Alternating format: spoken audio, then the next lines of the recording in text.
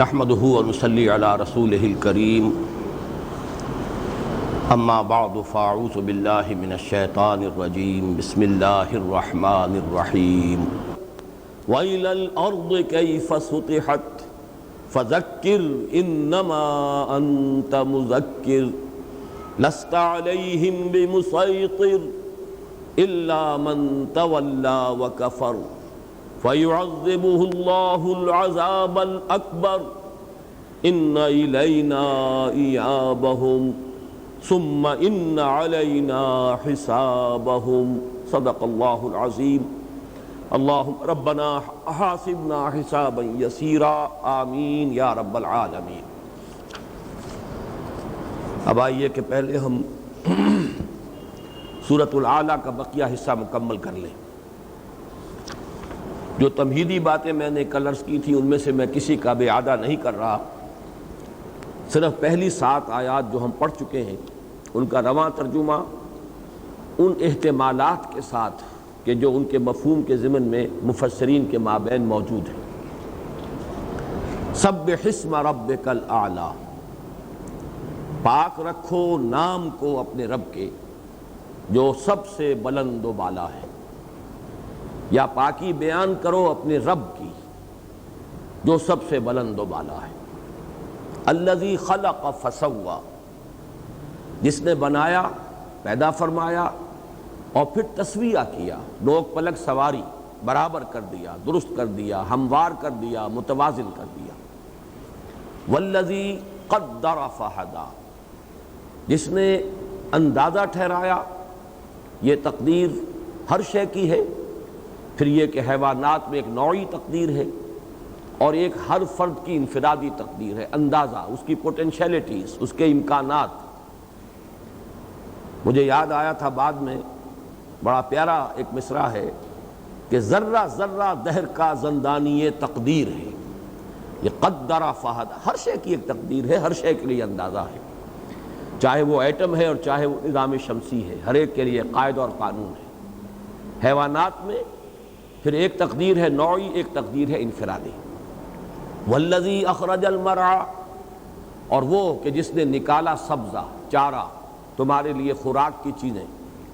فجعلہ غثاء احوا، پھر کر دیا اس کو ایک تعبیر کے اعتبار سے کوڑا کرکٹ، سیاہ رنگ کا کوڑا کرکٹ، اور دوسری تعبیر جس کو میں نے راجح قرار دیا وہ کہ جس نے نکالا چارہ، سبزہ، اور پھر کر دیا اس کو نہایت گتھا ہوا، گنجان اور سبز کاہی، یعنی ایسی سبزی جس میں کہ شدت کی وجہ سے سیاہی کی کیفیت پیدا ہو جائے، جس کے لیے کہ امام فرا کے الفاظ تھے جو میں کل آپ کو سنانا بھول گیا کہ الاسود لشدت خضرتہ، ایک سیاہی وہ ہوتی ہے کہ جو سبز رنگ کی شدت کی وجہ سے پیدا ہو جاتی ہے، وہ احوا ہے۔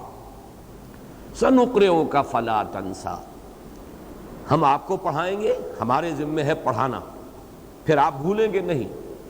ایک رائے یہ بھی ہے کہ پھر بھولیے مت، یہ فعل نہیں ہے، لیکن یہ کہ یہ ہمارے لیے تو یہ چیز مناسب ہے، لیکن نبی اکرم صلی اللہ علیہ وسلم کے لیے مناسبت نہیں رکھتی یہ بات، اس لیے کہ آپ کو یاد کرانے کی ذمہ داری تو خود اللہ نے لی ہے۔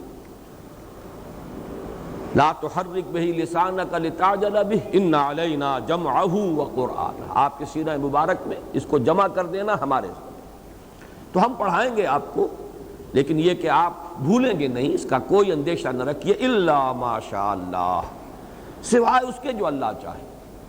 جیسے کہ میں نے کل عرض کیا، زیادہ اس میں گمان جو میرے نزدیک راجح ہے وہ یہ کہ یہ محض اللہ کی قدرت اور مشیت کی شان مطلق کو ظاہر کرنے کے لیے ہے۔ اس سے لازم نہیں آتا کہ کوئی حصہ ایسا بھی ہوگا جو اللہ نے حضور صلی اللہ علیہ وسلم کو بھلوا دیا ہو یا جو آپ کو یاد نہ رہا ہو۔ دوسری تعبیر یہ کہ اس سے مراد ہے نسخ، اور نسخ کی 3 اعتبارات سے میں بیان کر چکا ہوں۔ ایک نسخ ہے سابقہ کتاب اور سابقہ جو شریعت تھی تورات کی، یہ سب کے نزدیک متفق علیہ ہے، ما ننسخ من آیت او ننسها نأتی بخیر منها او مثلها۔ دوسرا نسخ ہے قرآن مجید کی آیات میں کہ آیت موجود ہے، اس کی تلاوت کی جاتی ہے، لیکن جزوی یا کلی طور پر اس کا حکم منسوخ ہو گیا۔ یہ بھی اصولی طور پر ہمارے تمام علماء اس کو تسلیم کرتے ہیں، سوائے آج کے دور میں بعض لوگ کہ جنہوں نے سنت سے ہٹ کر اور اجماع امت سے ہٹ کر راستہ اختیار کرنا شروع کر دیا ہے، صرف ان کے اس کے بارے میں اشتباہ ہے۔ البتہ کتنی آیتیں منسوخ الحکم ہیں اس میں اختلاف ہے۔ شاہ ولی اللہ دہلوی رحمۃ اللہ علیہ نے الفاظ الکبیر میں جو اپنی تحقیق بیان کی ہوئی ہے کہ 5 آیات ہیں صرف وہ کہ جو منسوخ الحکم ہیں، باقی آیات جن کو اکثر و بیشتر مفسرین نے منسوخ الحکم قرار دیا ہے وہ کسی خاص پہلو سے صرف تعبیر کا فرق ہے جو واقع ہوا ہے، ورنہ یہ کہ پوری آیت منسوخ الحکم نہیں ہے۔ بہرحال کسی نہ کسی درجے میں منسوخ الحکم آیات جن کی تلاوت ہے جو مصحف میں شامل ہیں، یہ بھی ہمارے اسلاف کے نزدیک متفق علیہ ہے۔ تیسری بات یہ کہ کوئی آیت ایسی بھی ہے جس کی تلاوت منسوخ ہو چکی ہو، منسوخ التلاوہ، اور اس کا حکم باقی ہو، یہ بھی صرف آیت رجم کے بارے میں، چونکہ حضرت عمر رضی اللہ تعالیٰ عنہ کا ایک قول ہے اور وہ بخاری شریف میں ہے، سند کے اعتبار سے قوی ہے، اس کی بنیاد پر یہ تیسری کیٹیگری جو ہے علماء نے جو وضع کی ہے، لیکن میں اپنی رائے عرض کر چکا ہوں کہ میرا ذہن، میرا قلب اسے تسلیم نہیں کرتا، اور حضرت عمر کے اس قول میں رضی اللہ تعالیٰ عنہ میرے نزدیک قرآن سے مراد تورات ہے۔ الا ما شاء اللہ انہ یعلم الجہر وما یخفی، اور اے نبی اللہ تو جانتا ہے ہر وہ شے جو ظاہر ہو یا بلند آوازی سے کہی جا رہی ہو اور جو بالکل خفیہ ہو۔ اس میں عرض کر چکا ہوں کہ اکثر و بیشتر کی رائے یہی ہے کہ در حقیقت سنقرئک فلا تنسیٰ، اس کے بعد الا ما شاء اللہ یہ ایک جملہ معترضہ ہے جو درمیان میں آیا ہے، رب جڑتا ہے سنقرئک فلا تنسیٰ انہ یعلم الجہر وما یخفی، آپ چپکے چپکے سے یاد کرنے کی جو سعی کر رہے تھے ہمارے علم میں ہے، ہم سے کوئی شے مخفی نہیں رہتی، تو آپ یہ مشقت نہ جھیلیے، ہم نے ذمہ لے لیا ہے کہ اس قرآن کو آپ کے سینے میں جمع کر دیں گے۔ اب ہم آگے چل رہے ہیں، ایک بہت اہم مضمون آ رہا ہے قرآن حکیم کا، جیسے کہ میں نے کل عرض کیا تھا، اس سورہ مبارکہ میں قرآن کے فلسفہ اور حکمت کے بہت گہرے اور بہت ہی عمیق مضامین ہیں۔ وَنُيَسِّرُكَ لِلْيُسْرَىٰ، ان قریب ہم آپ کو موافق بنا دیں گے، موضوع بنا دیں گے بڑی آسانی کے لیے۔ یہ میں صرف لفظی ترجمہ کر رہا ہوں، لیکن یہ کہ اس میں سب سے پہلے لفظ تیسیر سمجھیے۔ تیسیر یسر سے بنا ہے، یسر کہتے ہیں آسانی کو، تیسیر کسی شے کو آسان کر دینا، جیسے کہ ہم نے 5 مرتبہ غالباً یا 4 مرتبہ وہ آیت آئی ہے سورۃ القمر میں، وَلَقَدْ يَسَّرْنَا الْقُرْآنَ لِلذِّكْرِ فَهَلْ مِن مُدَّكِرٍ، ہم نے تو قرآن کو ذکر کے لیے، سبق آموزی کے لیے، یاد دہانی کے لیے، نصیحت کے لیے، تذکر کے لیے آسان کر دیا ہے، تو ہے کوئی جو اس سے نصیحت اخذ کرے؟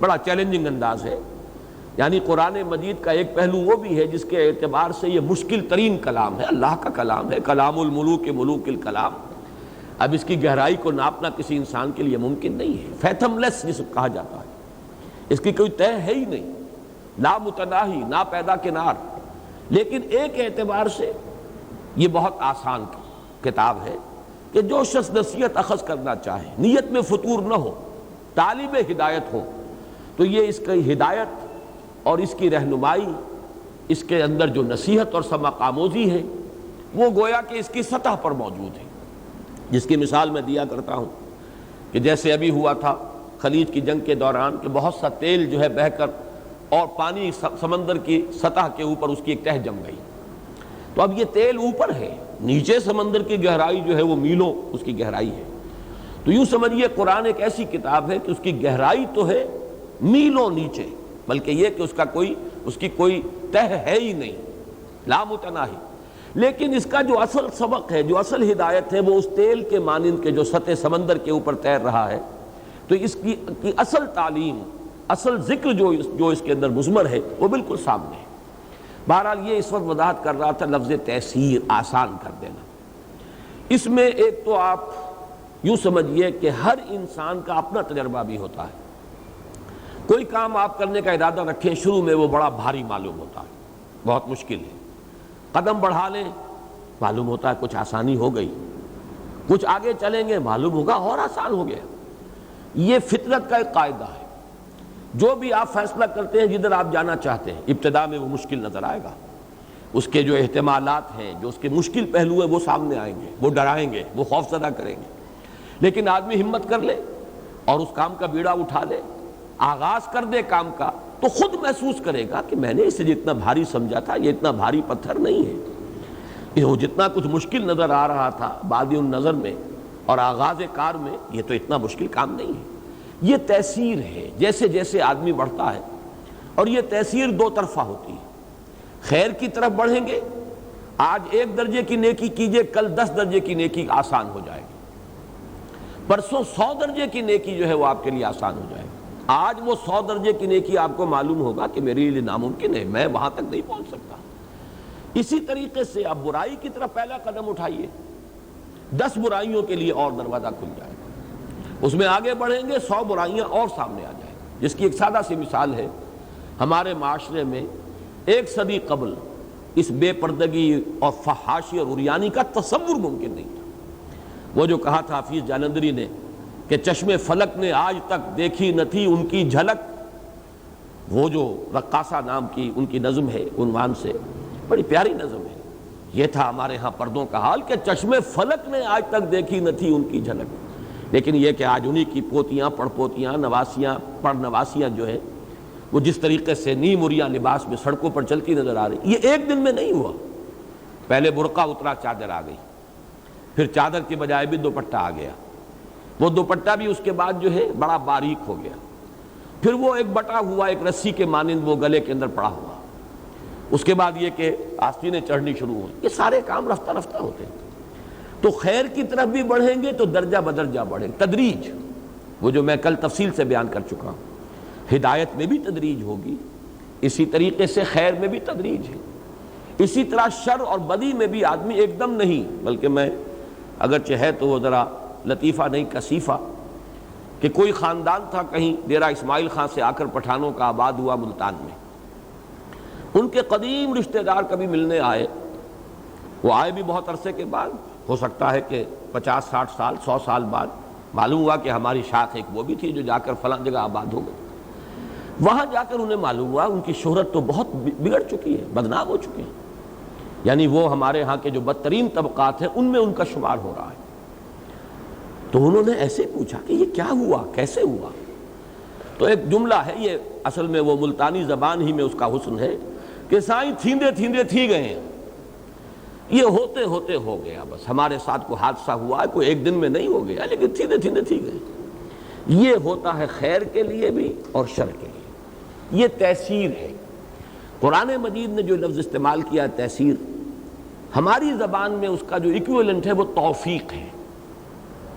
اللہ کی توفیق کے بغیر، اللہ اگر توفیق نہ دے انسان کے بس کا کام نہیں۔ انسان ارادہ کرتا ہے، انسان ایک عزم جو ہے مصمم کر لیتا ہے، لیکن یہ کہ پھر توفیق خداوندی کے بغیر کچھ نہیں ہوتا۔ جیسے کہ ہم یہ دیکھ چکے ہیں جبر و قدر کی بحث میں کہ ایک انسان ارادہ کرتا ہے فعل کا اور عمل کا، لیکن یہ کہ وہ خود اس فعل کی تخلیق پر قادر نہیں ہے۔ واللہ خلقکم وما تعملون، اللہ ہی نے تمہیں بھی پیدا فرمایا، تمہارے اعمال کا خالق بھی وہی ہے، تم کاسب ہو اپنے فعل کے، کمائی کر رہے ہو نیکی کی یا بدی کی، باقی وہ فعل وجود میں نہیں آئے گا، اس لیے کہ یہ پورا کارخانہ قدرت اللہ تعالیٰ کے ہیئت اقتدار میں ہے، اس کے قبضہ قدرت میں ہے۔ پتہ تک جنبش نہیں کر سکتا اگر اس کا اذن نہ ہو، بغیر اذن رب کوئی حرکت نہیں ہو سکتی، پتہ تک نہیں ہل سکتا۔ تو معلوم یہ ہوا کہ اذن رب، اب اذن رب کی ایک مثبت شکل بنتی ہے توفیق۔ اب توفیق کے لفظ پر بھی ذرا غور کیجئے، جیسے تیسیر یسر سے بنا ہے، توفیق جو ہے وفق یا وفق، واو فا قاف، اسی سے ایک اور لفظ بنا ہے موافقت، ہم آہنگی۔ اللہ تعالی ہمارے اندر، ہمارے مزاج میں، ہمارے باطن میں اس فعل کے لیے ہم آہنگی پیدا کر دیتا ہے۔ ہم نے ارادہ کیا، لیکن اب ہمارا مزاج، ہماری باطنی کیفیت جب اس کے ساتھ موافقت کرے گی اور جب اس کے ساتھ ہم آہنگی پیدا ہو جائے گی باطنی طور پر، تب ہم وہ فعل کر سکیں گے۔ تو توفیق اس سے، موافقت سے، اسی طرح یسر سے تیسیر، اور یہ گویا کہ قانون خداوندی ہے۔ اسی میں جو منفی پہلو ہے، اسی کی انتہا وہ ہے کہ آپ نے بدی کا ارادہ کیا، اللہ نے اجازت دے دی، اذن ہے، بلکہ توفیق بھی دے دی، آپ کے باطن کو بھی بدل دیا، اسی کے موافق کر دیا۔ اسی کو کہتا ہے اللہ تعالیٰ سورہ صف میں فَلَمَّا زَاغُوا أَزَاغَ اللَّهُ قُلُوبَهُمْ، جب وہ ٹیڑھے ہو گئے اللہ نے ان کے دلوں کو بھی ٹیڑھا کر دیا، جاؤ جدھر جانا چاہتے ہو، نُوَلِّهِ مَا تَوَلَّىٰ وَنُصْلِهِ جَهَنَّمَ، اب ہم حوالے کرتے ہیں اسے اسی کے جس کا کہ اس نے خود ارادہ کر لیا، جاؤ دفع ہو جاؤ، جو کرنا ہے کرو۔ پھر اس کے مزاج کی بھی ہم آہنگی ہو جاتی ہے اسی کے مطابق، اس کے بعد وہ اور بدی میں، ضلالت میں، گمراہی میں، شر میں بڑھتا ہے، اور اس کے اندر جو ہے اسی کے ساتھ موافقت پیدا ہوتی چلی جا رہی ہے، تاں کہ اس کا ایک آخری مقام وہ ہے جسے کہتا ہے اللہ تعالیٰ ختم قلوب۔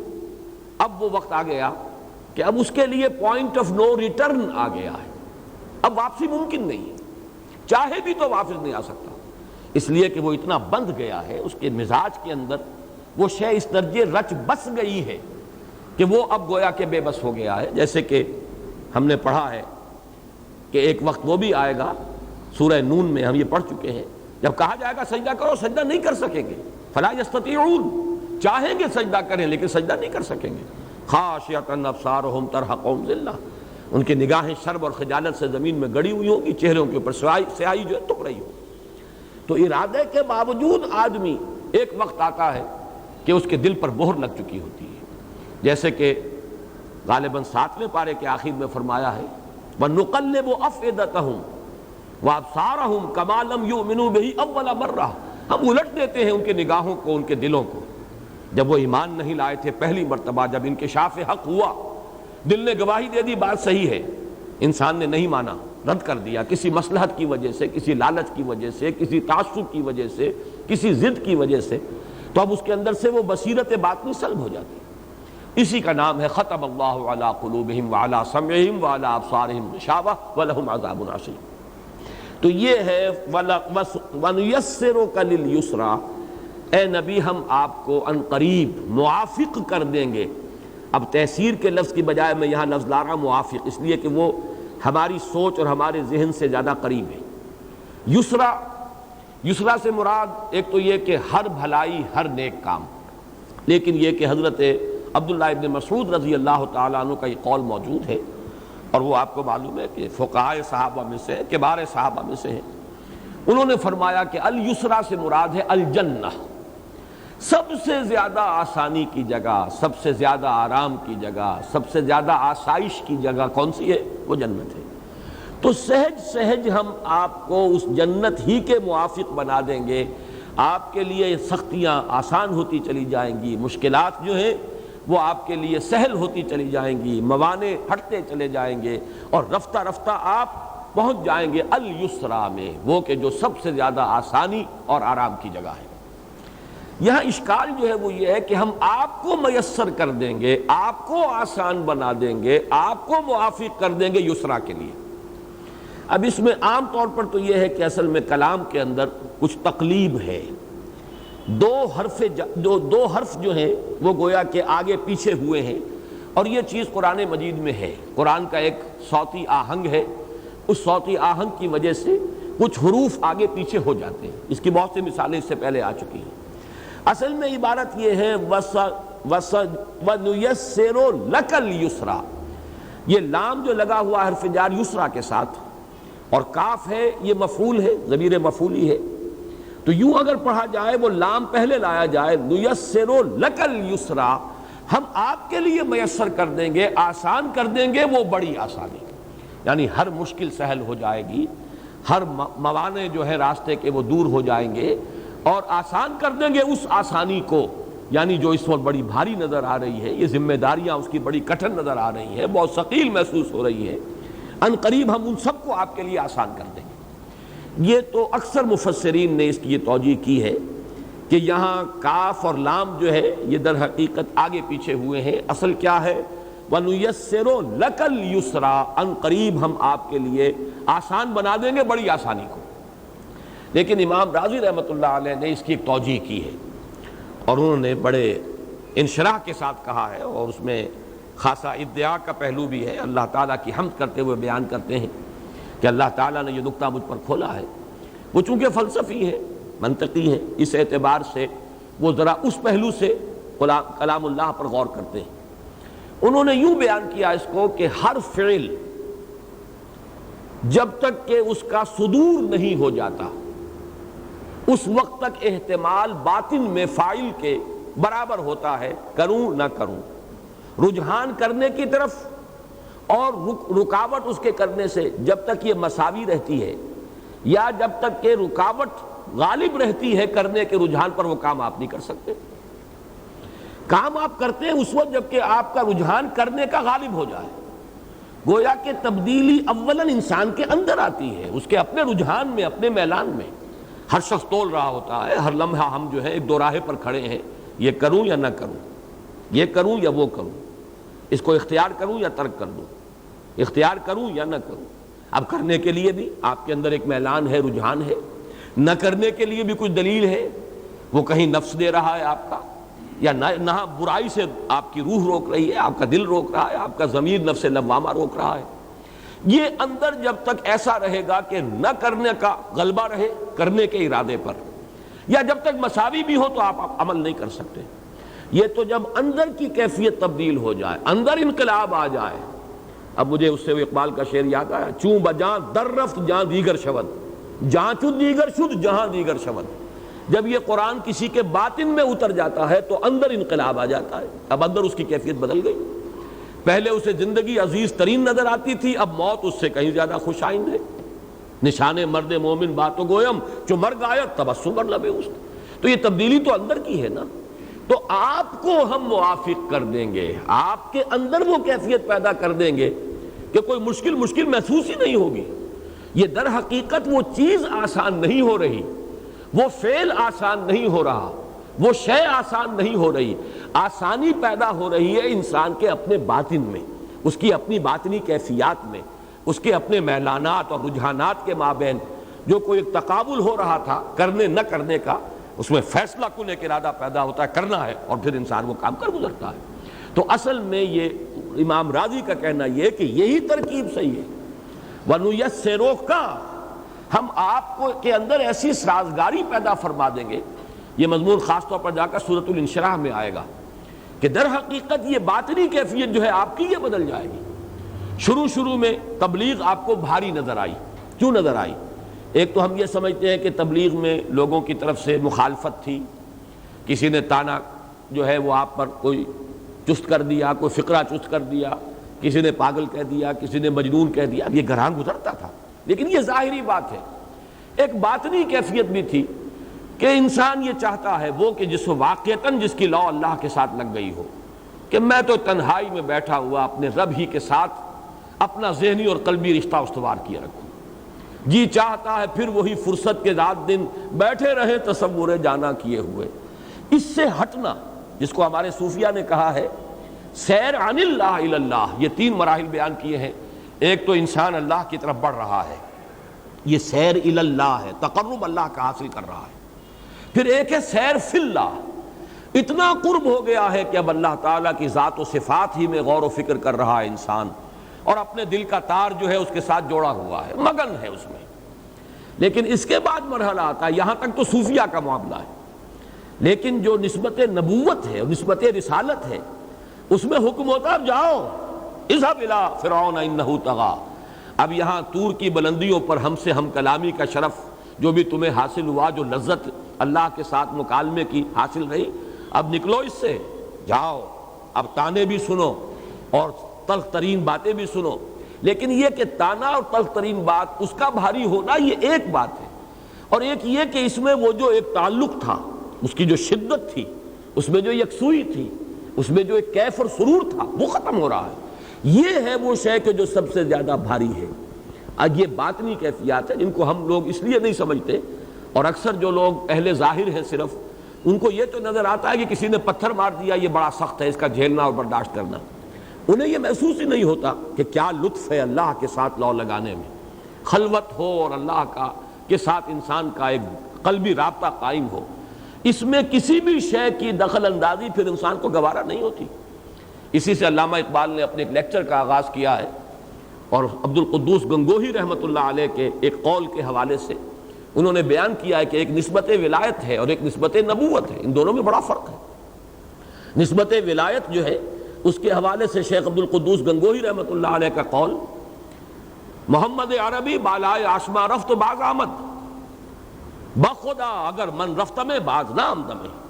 محمد عربی تو آسمان کے اوپر پہنچ گئے، 7ویں آسمان پر پہنچ گئے، سدرۃ المنتہا پر اللہ کے جو بھی تجلیات تھی ان کا مشاہدہ فرما رہے تھے، اور پھر واپس آ گئے۔ خدا کی قسم اگر کبھی میں پہنچ جاؤں تو کبھی واپس نہیں آؤں۔ اب یہ ہے وہ نسبت ولایت، وہ تو اسی میں مگن ہو جاتا ہے، وہی سرور وہی کیف، اس کو چھوڑنے کے لیے تیار نہیں۔ جبکہ نبی کا کام ہے، یہ نسبت تبلیغ ہے، نسبت دعوت ہے، یہ نسبت نبوت و رسالت ہے، یہ اس سے بلند ہے، لیکن یہ کہ شاخ گزرنے والی بات ہے۔ کہاں وہ تنہائی اور خلوت اور راز و نیاز اور مناجات اور وہ انائے کبیر کا کہ سامنے انائے صغیر کا آ جانا، کہاں یہ ہے کہ لوگوں در در کے ٹھوکریں کھانا، فقرے سننا، پھر یہ کہ وہ بھی کیفیت جو ہے وہ تو برقرار نہیں رہتی۔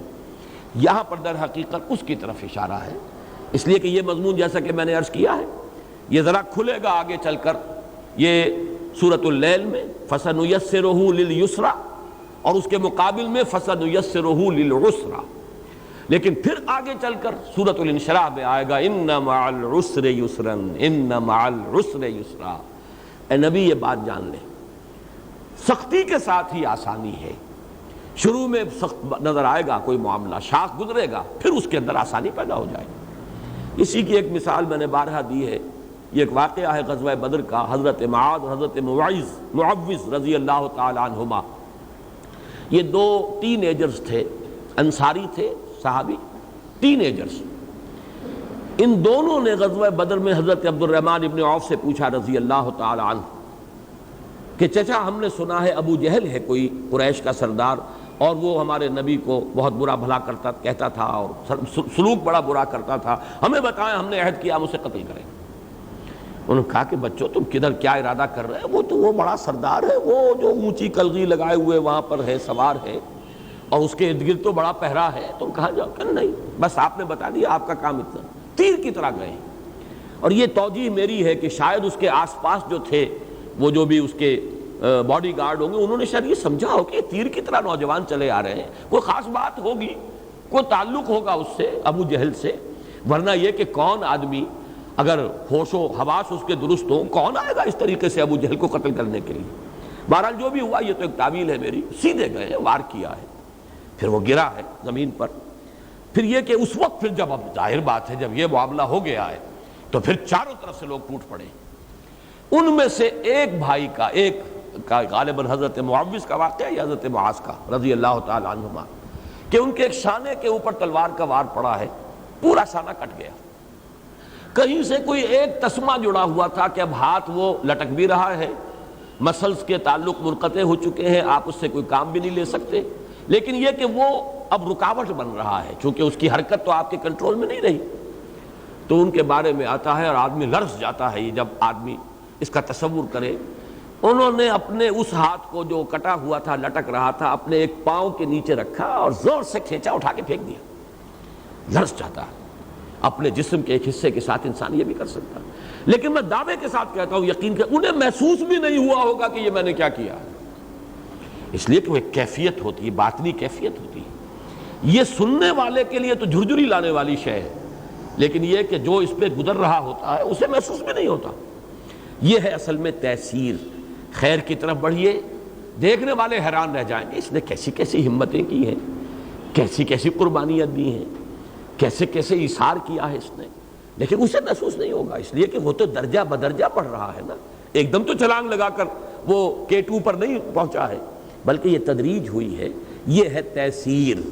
وَنُيَسِّرُكَ لِلْيُسْرَىٰ، اے نبی ہم آپ کو موافق بنا دیں گے، آپ کی باطنی کیفیت کے اندر موافقت پیدا فرما دیں گے۔ یہ مشکلات یا یہ جو باطنی طور پر شاخ گزرنے والی کیفیات ہیں، یہ رفتہ رفتہ آپ کے لیے یہ بڑی قابل برداشت ہی نہیں، خوش آئند ہو جائیں گی، اس لیے کہ ایک روحانی لذت انسان کو اس سے بھی تو ملتی ہے کہ وہ جو ایک شعر میں نے کئی بہت مرتبہ پڑھا ہے کہ نشہ پلا کے گرانا تو سب کو آتا ہے، مزہ تو تب ہے کہ گرتوں کو تھام لے ساقی۔ کسی ایک گمراہ کو آپ ہدایت کی راہ پر لے آئے اور اس کی عاقبت آپ نے سنوار لی، کیا اس میں کم لذت ہے؟ اللہ کے ساتھ اپنا قلبی رشتہ اور روحانی رشتہ استوار کر کے بیٹھے رہنا اس کا ایک سرور ہے اپنا. لیکن جب انسان دیکھتا ہے میری محنت سے، میری کوشش سے، میری تگ و دو سے فلاں شخص اس دلدل سے نکل آیا، وہ جہنم کی طرف جا رہا تھا بگ ٹوٹ، اور اب اس کا رخ مڑ گیا ہے، اب وہ کدھر آ رہا ہے؟ خیر کی طرف، بھلائی کی طرف، نیکی کی طرف. اس کی زندگی میں انقلاب آیا ہے. اس سے جو باطنی مسرت ہوتی ہے، اس سے جو روحانی خوشی ہوتی ہے، جیسے کہ حضور نے حضرت علی سے خطاب کر کے فرمایا کہ یا علی لن یہدی اللہ بک رجلا واحدا خیر لک من حمر النعم. اے علی، اگر تمہارے ذریعے سے اللہ کسی ایک شخص کو بھی ہدایت دے دے، وہ تمہارے لیے سرخ اونٹوں سے بڑی دولت ہوگی.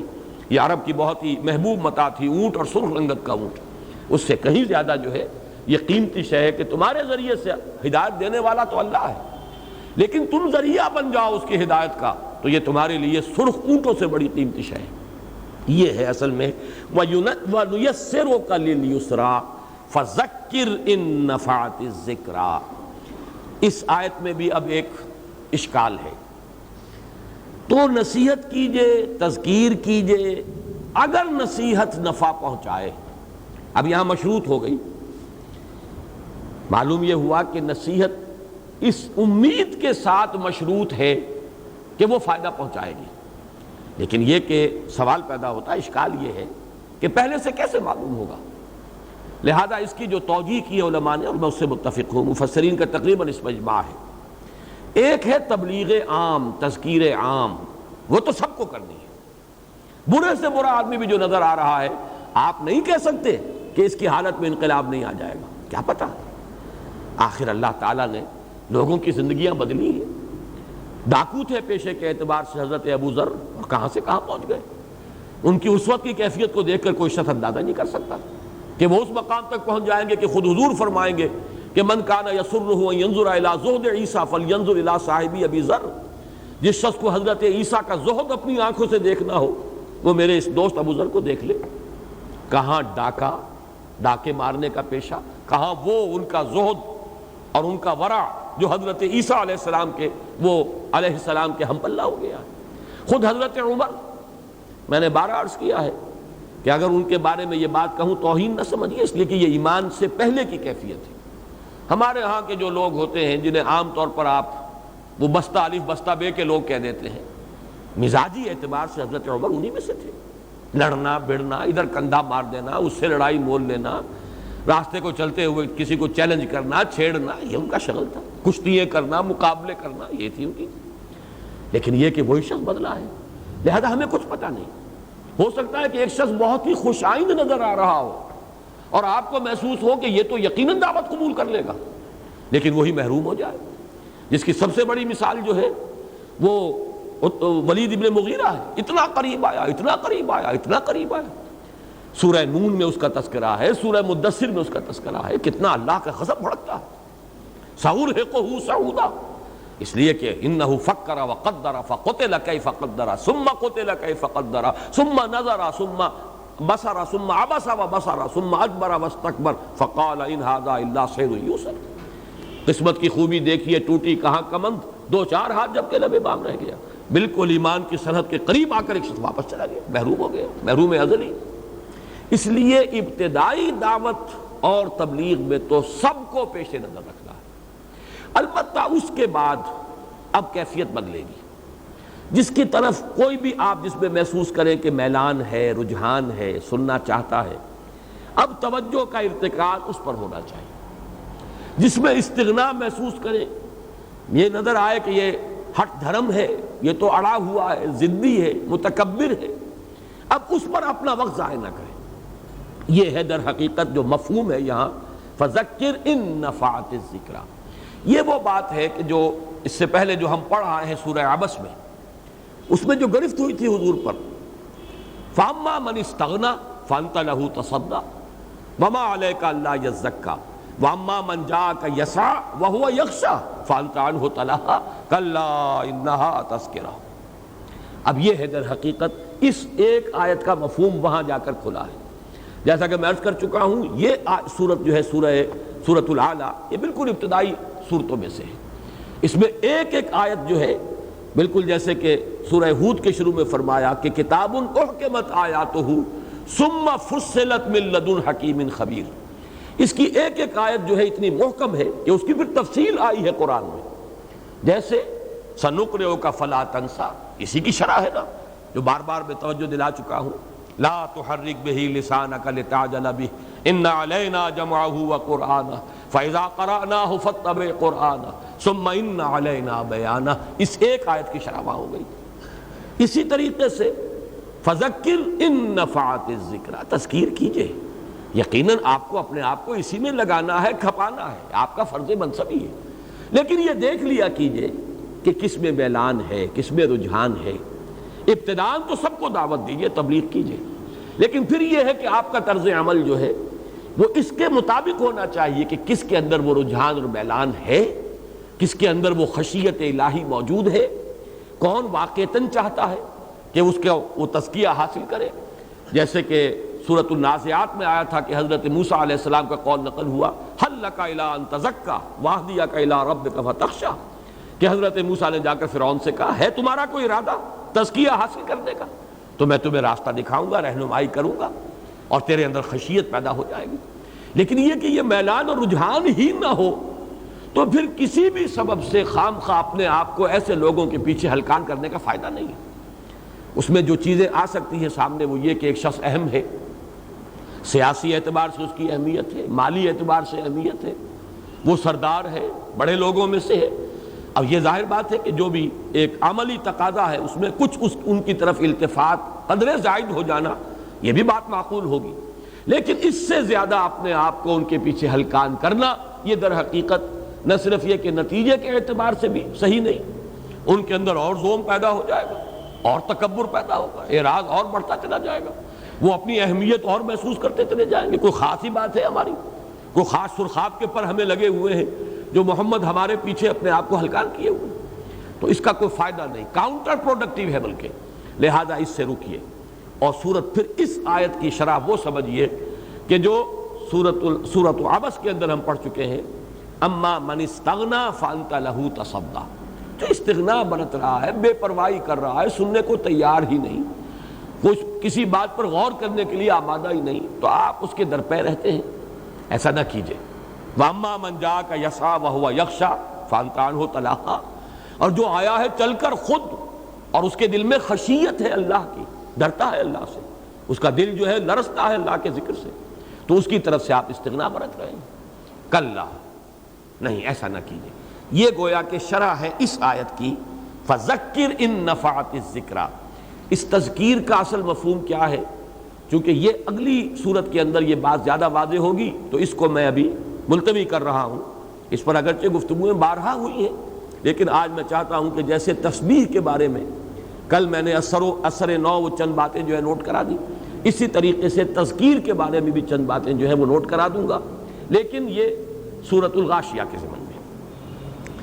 سَيَذَّكَّرُ مَن يَخْشَىٰ، ان قریب تذکر حاصل کر لے گا وہ جس کے اندر کوئی خشیت ہے، کوئی نہ کوئی خوف. اب یہ خشیت اور تقوی ان دونوں الفاظ کو ذرا آپ پہچان لیجئے، اس لیے کہ آپ کو معلوم ہے کہ سورہ بقرہ کے بالکل آغاز میں فرمایا ھدی للمتقین. کوئی تقوی ہوگا تو قرآن کی ہدایت سے انسان استفادہ کرے گا. بظاہر تو اعتراض ہوتا ہے جو پہلے ہی متقی ہے اسے اب اور کس ہدایت کی ضرورت ہے. ستیارت پرکاش کے مصنف نے یہ بہت یعنی زور شور کے ساتھ جو اعتراض کیا تھا قرآن پر، اس میں سے یہ بھی تھا 14ویں باب میں. لیکن اصل مفہوم کیا ہے؟ تقوی کے بھی مختلف مراحل ہیں. جیسے ہدایت میں نے عرض کیا، ہدایت جبلی بھی ہے، ہدایت نوعی بھی ہے، پھر ہدایت وہ بھی ہے کہ اللہ تعالیٰ نے عقل عطا فرمائی، یہ ہدایت بھی ہے کہ اس نے اخلاقی حص ہمارے اندر ودیت کر دی. پھر ہدایت یہ ہے کہ اس نے کتابیں نازل کی، انبیاء اور رسول بھیجے. یہ آواز کچھ آج ٹھیک نہیں ہے، ذرا ٹھیک کرو اس کو، بہت کرخت سی ہے. تو یہ ہدایت کے مراحل. اسی طرح تقوی، یہ مضمون اب آگے چل کر واضح و وضاحت کے ساتھ آئے گا سورۃ اللیل میں. ایک تقوی ہوتا ہے فَأَمَّا مَنْ أَعْطَىٰ وَاتَّقَىٰ وَصَدَّقَ بِالْحُسْنَىٰ فَسَنُيَسِّرُهُ لِلْيُسْرَىٰ.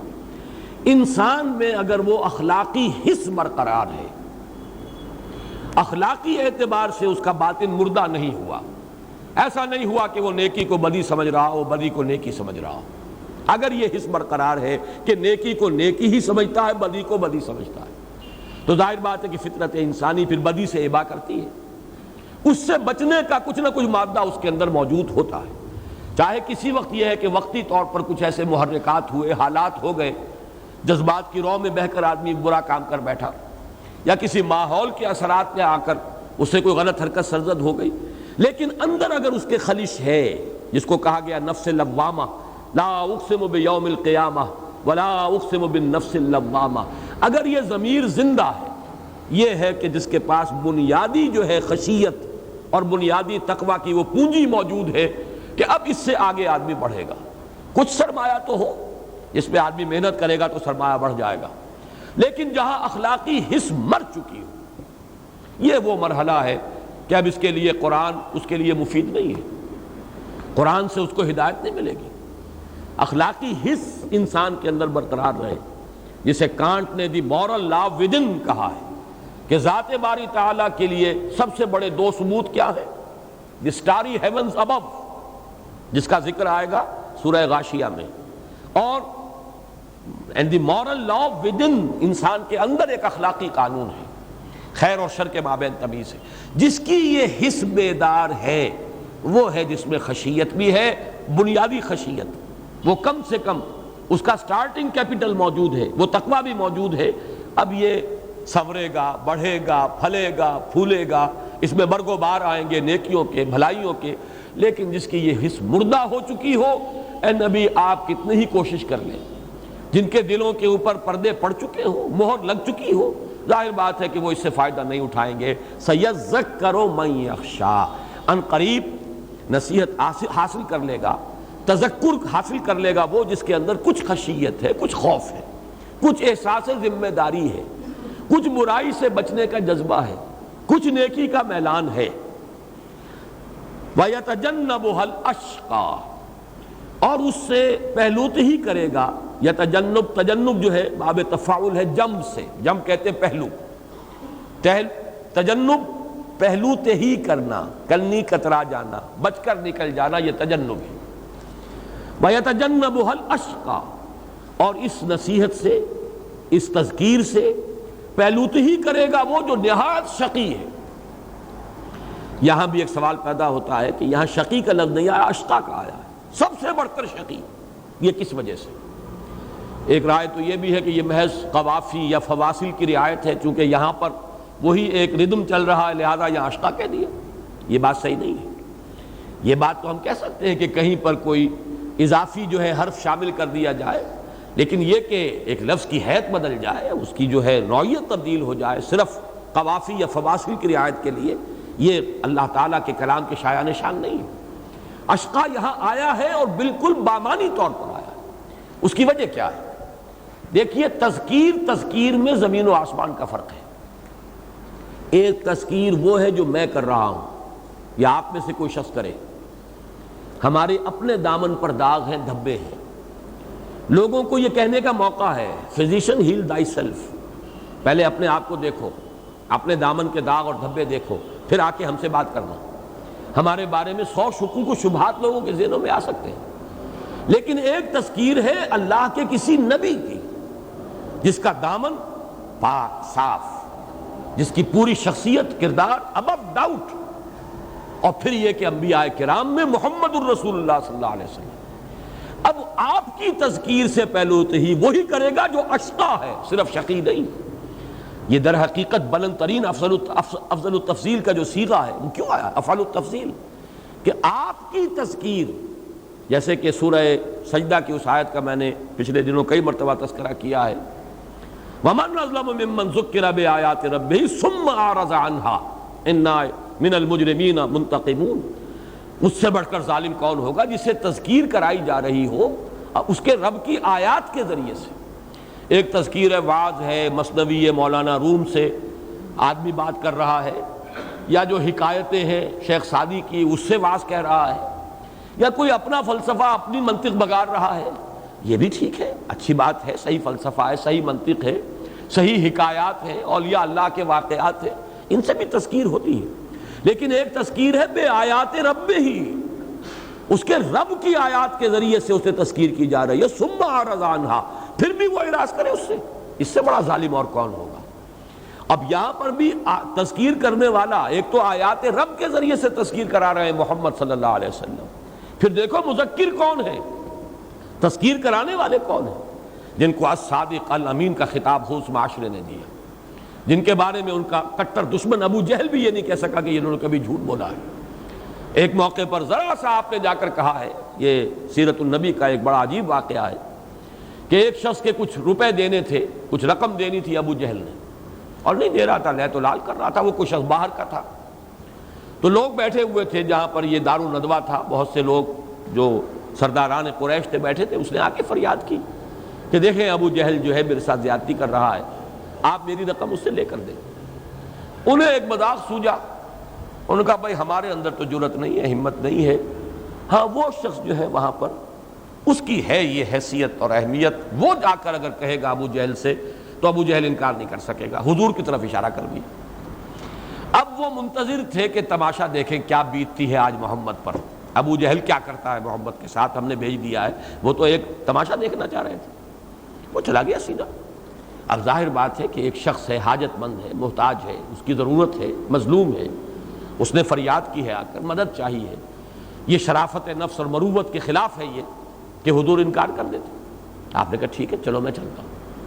آپ گئے ہیں، دستک دی ہے، ابو جہل نکلا ہے، صرف یہ فرمایا اس کی رقم اس کو ادا کر دو، فوراً اندر گیا ہے اور آ کر پیسے ادا کر دیے۔ لوگ حیران ہوئے کہ تمہیں کیا ہوا، یہ تم نے کیا کیا؟ تو یہ ایک کیفیت ہے، اس اعتبار سے وہ شخص بھی نبی اکرم صلی اللہ علیہ وسلم کی شخصیت کا اس درجے قائل۔ جب اسے کسی نے پوچھا تمہارا کیا خیال ہے کہ محمد جھوٹ بولتے ہیں، تو اس نے کہا نہیں صلی اللہ علیہ وسلم، انہوں نے کبھی جھوٹ نہیں بولا۔ تو وہ شخصیت تذکیر کرنے والی ہو۔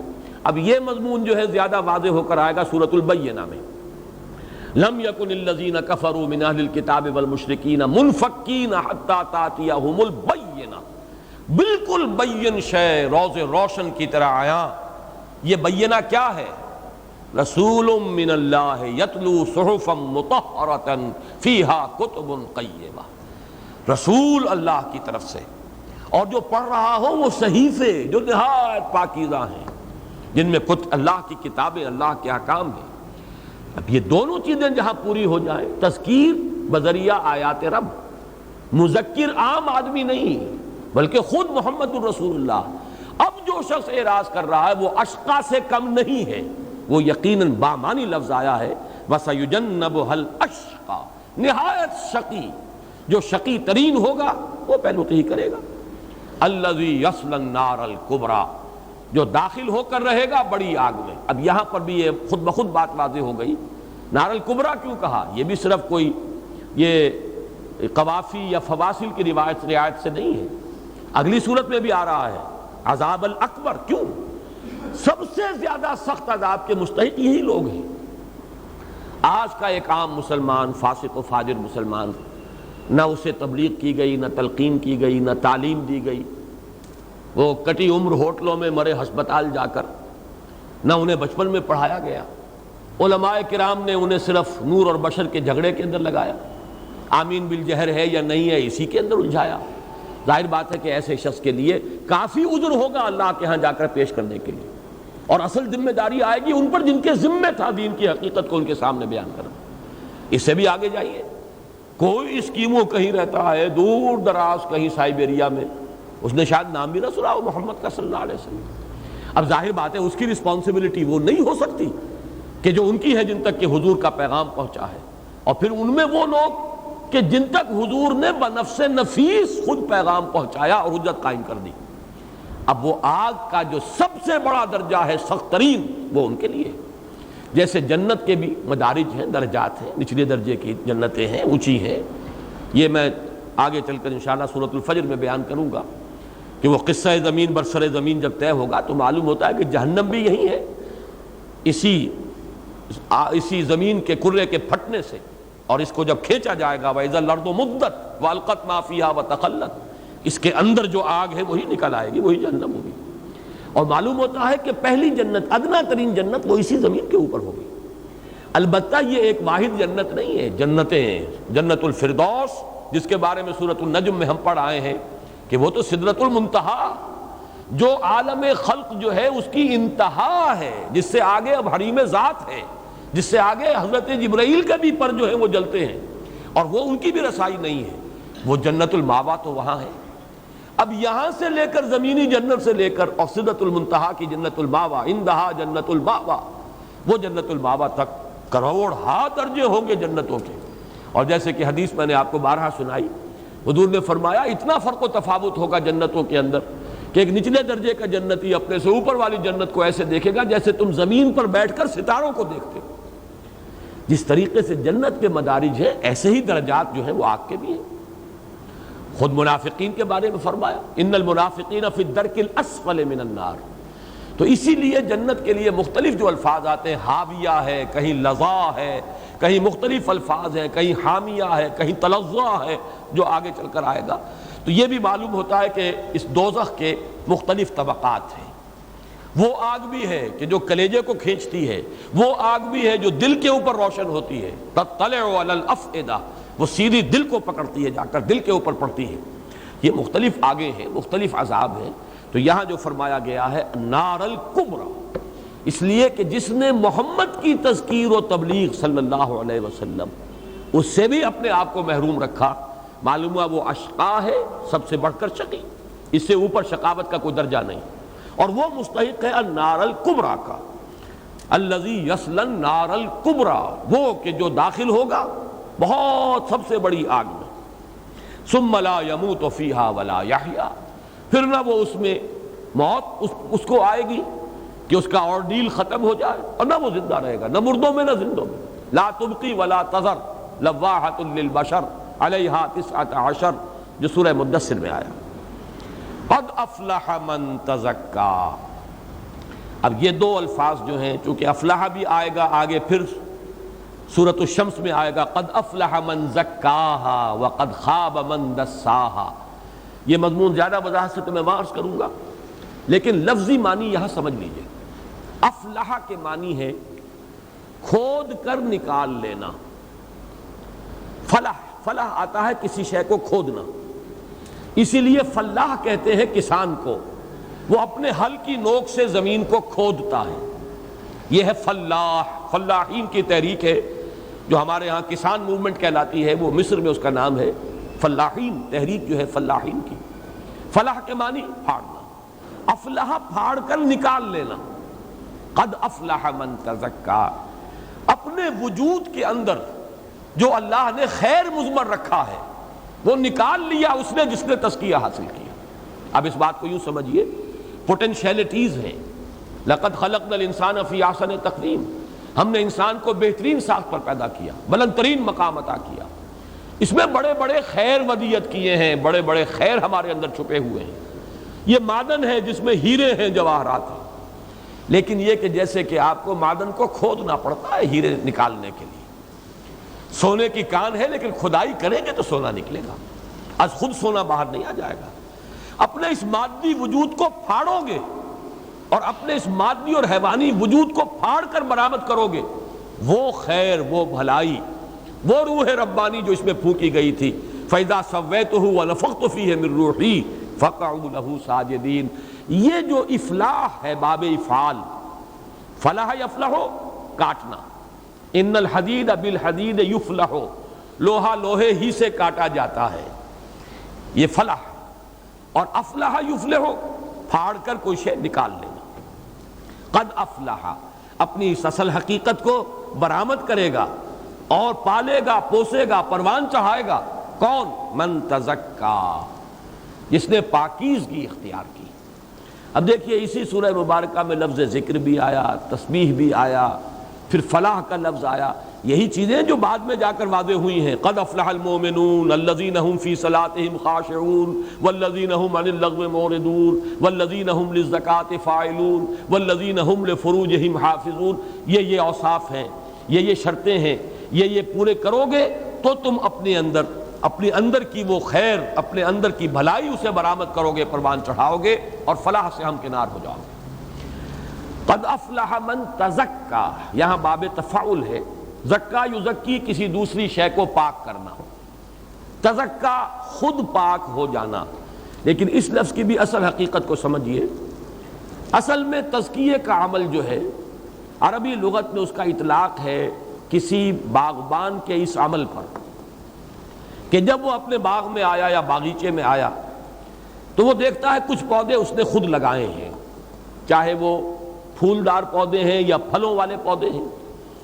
آم کا پودا لگایا ہے، امرود کا پودا لگایا ہے یا گلاب کا پودا لگایا ہے. یہ تو وہ چاہتا ہے کہ پروان چڑھے، پھلے پھولے، لیکن کچھ گھاس جھاڑ جھکاڑ ادھر ادھر اگ آتا ہے خود رو. یہ جو خود رو ہے گھاس اور جھاڑ جھکاڑ، یہ ان پودوں کے پروان چڑھنے کے راستے میں رکاوٹ ہے. سورج کی تمازت، ہوا میں جو آکسیجن ہے وہ یہ بھی جذب کر رہے ہیں، جو اگر یہ نہ ہوتے تو پوری کی پوری جو ہے اس پودے کے حصے میں آتی. اسی طریقے سے زمین میں جو رویدگی ہے وہ یہ بھی کھینچ رہے ہیں، اگر یہ نہ ہوتے تو وہ پودے کی جو جڑ ہے، جو پودا آپ کا مطلوب ہے، مقصود ہے، وہی اس سے ساری توانائی حاصل کرتا. لہذا کھرپی ہاتھ میں لے گا اور آس پاس کی اس گھاس کو، جھاڑ جھکاڑ کو وہ کھود کر نکال دیتا. یہ عمل تزکیہ ہے. تزکیہ اور تزکیہ کیا ہے اصل میں؟ باب تفعل. اللہ تعالیٰ نے ہمارے اندر ایک اوصاف تو وہ رکھے ہیں جو وہ چاہتا ہے پروان چڑھیں، پھلیں پھولیں. ہماری وہ فیکلٹیز، ہماری قلب کی لطیفہ قلب ہے، لطیفہ روح ہے، اللہ چاہتا ہے پروان چڑھیں. اور ایک وہ چیزیں ہیں کہ جو جھاڑ جھکاڑ، بری عادات، غلط چیزوں کی طرف متوجہ ہو جانا، پستی کی طرف نگاہ جما لینا، تعیش میں مبتلا ہو جانا، نفس پرستی میں، شہوت پرستی میں آدمی کا گم ہو جانا، یہ ہے وہ جھاڑ جھکاڑ کہ جو اس کی اصل ترقی کے راستے میں رکاوٹ ہے. اب اس کو پاک کریں گے، اس کو کھرپا لے کر کھودیں گے، ان کو نکالیں گے تو وہ اصل جو اوصاف ہے وہ پروان چڑھیں گے جو مطلوب ہے. یہ ہے لفظ تزکیہ کا اصل مفہوم. اس کو اب ذہن میں رکھیے کہ اس کے 3 مراحل ہیں. قد افلح من تزکیٰ. انسان کا جو تزکیہ ہے اس کا پہلا مرحلہ ہے تزکیہ عقل و نظر. انسان کا ایک فکر ہے، انسان کی سوچ ہے، انسان کے نظریات ہیں، انسان کے عقائد ہیں. اگر وہ غلط ہے تو خشت اول چونے حد معمار کا اتا سریا می رود دیوار کا. پہلے تطہیر اور تزکیہ ہونا چاہیے انسان کے فکر و نظر کا، اس کے نظریات کا، اس کے خیالات کا، اس کے افکار کا. یہ تزکیے کا پہلا قدم ہے. اس کو ہم کہہ سکتے ہیں کہ اس سے مراد کیا ہے، اس کا منتہا مقصود کیا ہے؟ معرفت رب، اللہ کی پہچان صحیح معنی میں. اور یا یوں کہیے کہ توحید نظری، توحید علمی، ایک اللہ کو پہچان لینا. توحید فی الذات، توحید فی الصفات. اگر اس کی معرفت اور شعور حاصل ہو جائے تو گویا کہ تطہیر فکر و نظر ہو گئی، تزکیہ ہو گیا آپ کے خیالات کا، نظریات کا، افکار کا. دوسرا تزکیہ ہے تزکیہ نفس و قلب. اندر کے میلانات، اندر کے رجحانات، یہ گھٹیا چیزوں کی طرف متوجہ ہو جانا، الاشتغال بالادنی، مشغول ہو جانا گھٹیا چیزوں کے اندر. زمینی خواہشات ہی جو ہے انہی کے اندر انسان کا مبتلا ہو جانا، وہی اس کا مطلوب و مقصود بن جائے. اس کے بجائے تزکیہ نفس و قلب کا نتیجہ کیا نکلنا چاہیے، جسے کہیں گے توحید فی الطلب یا توحید عملی. اللہ ہی مطلوب و مقصود بن جائے. لا مقصود الا اللہ، لا مطلوب الا اللہ، لا محبوب الا اللہ. یہ کیفیت اگر ہو گئی توحید عملی، توحید فی العبادت، اللہ ہی کی بندگی اور اللہ ہی کا طالب بن جانا. یہ ہے تزکیے کا دوسرا مرحلہ. پہلا ہے تزکیہ فکر و نظر، تزکیہ عقل، تزکیہ علم، نظریات، افکار کا درست ہونا. دوسرا ہے تزکیہ نفس و قلب، میلانات، رجحانات، اپنے مقاصد گھٹیا نہ ہو، بلند ہو. منزل ماں کبریاست، مقصود و مطلوب ہو سوائے اللہ کی ذات کے اور کوئی شے نہ ہو. لا مقصود الا اللہ، لا مطلوب الا اللہ، لا محبوب الا اللہ. تیسرا تزکیہ آتا ہے تزکیہ عمل. اور اس میں ظاہر بات ہے کہ تمام اعمال جو آپ کے وجود سے صادر ہو رہے وہ صحیح ہوں گے. جب اندر کا 2 تزکیے ہو گئے، تزکیہ فکر بھی ہو گیا، تزکیہ قلب بھی ہو گیا. ہر عمل جو ہے اب دھلا ہوا، جیسے آپ کہتے ہیں نا کہ یہ تو کوثر و تسنیم میں دھلی ہوئی زبان بول رہا ہے، اسی طریقے سے پھر جو عمل نکلے گا دھلا ہوا نکلے گا، صاف و شفاف نکلے گا۔ پاک عمل جو ہے ہاتھ سے صادر ہو رہا ہو، پاؤں سے صادر ہو رہا ہو، آنکھوں سے، زبان سے صادر ہونے والا ہر لفظ جو ہے وہ دھلا ہوا ہوگا کوثر و تسنیم میں۔ کوثر و تسنیم یہ دو لفظ آ گئے ان چشموں کے لیے، چونکہ عقل، نظر و فکر اس کا بھی تزکیہ ہو گیا، اور قلب اس کے اندر سے بھی میلانات اور رجحانات جو تھے سفلی وہ نکال دیے گئے۔ اسی کا ایک حصہ یہ بھی ہے جس کو کہ سورہ مدثر میں فرمایا گیا وَثِيَابَكَ فَطَهِّرْ وَالرُّجْزَ فَاهْجُرْ۔ اب اپنے کپڑوں کو بھی پاک رکھیے، اس لیے کہ آپ کا جسم، سب سے پہلے تو آپ کے اندر آپ کا ذہن، آپ کا فکر، آپ کا قلب، آپ کے میلانات، آپ کے مقاصد، پھر آپ کے اعمال جو صادر ہو رہے ہیں، پھر وہ لباس کہ جو آپ کے جسم کو لپیٹے ہوئے ہیں، ہر طرح کی گندگی سے یہ جو اضافی آلودگی ہو سکتی ہے لباس کی، اس سے بھی جیسے کہ فرمایا وَثِيَابَكَ فَطَهِّرْ وَالرُّجْزَ فَاهْجُرْ۔ لیکن یہ سارے منزل کون جو پوری کر لے گا وہ ہوگا قد افلح من تزکا وذکر اسم ربہ فصلی۔ اس تزکیے کا ایک مظہر ہے، پھر اس نے یاد کیا اپنے رب کے نام کو اور پھر نماز پڑھی۔ یہاں پھر وہ ساری بحث جو کل ہم کر چکے ہیں، اسم سے مراد کیا ہے؟ اسم سے مراد مسمى بھی ہو سکتا ہے، اللہ کو یاد کیا، اور اسم چونکہ اللہ تعالیٰ کی یاد ہمارے پاس ذریعہ اس کا کیا ہے؟ اسماء ہے۔ ذکر اسم ربہ، اس نے یاد کیے اللہ کے نام، پکارا اللہ کو، جیسے کل میں آپ وہ آیت بتا چکا ہوں سورہ اعراف کی کہ وَلِلَّهِ الْأَسْمَاءُ الْحُسْنَى فَادْعُوهُ بِهَا وَذَرُوا الَّذِينَ يُلْحِدُونَ فِي أَسْمَائِهِ۔ ان ناموں کے ضمن میں کوئی الحاد نہیں ہونا چاہیے۔ یہ صورت اب آپ نے دیکھا اس اعتبار سے ممیز ہے کہ شروع میں تسبیح کا حکم بھی آیا تو سبح اسم ربک الاعلی، یہاں پر بھی فرمایا وذکر اسم ربہ فصلی، اس نے نام لیا اپنے رب کا، یاد کیا اور پھر نماز پڑھی۔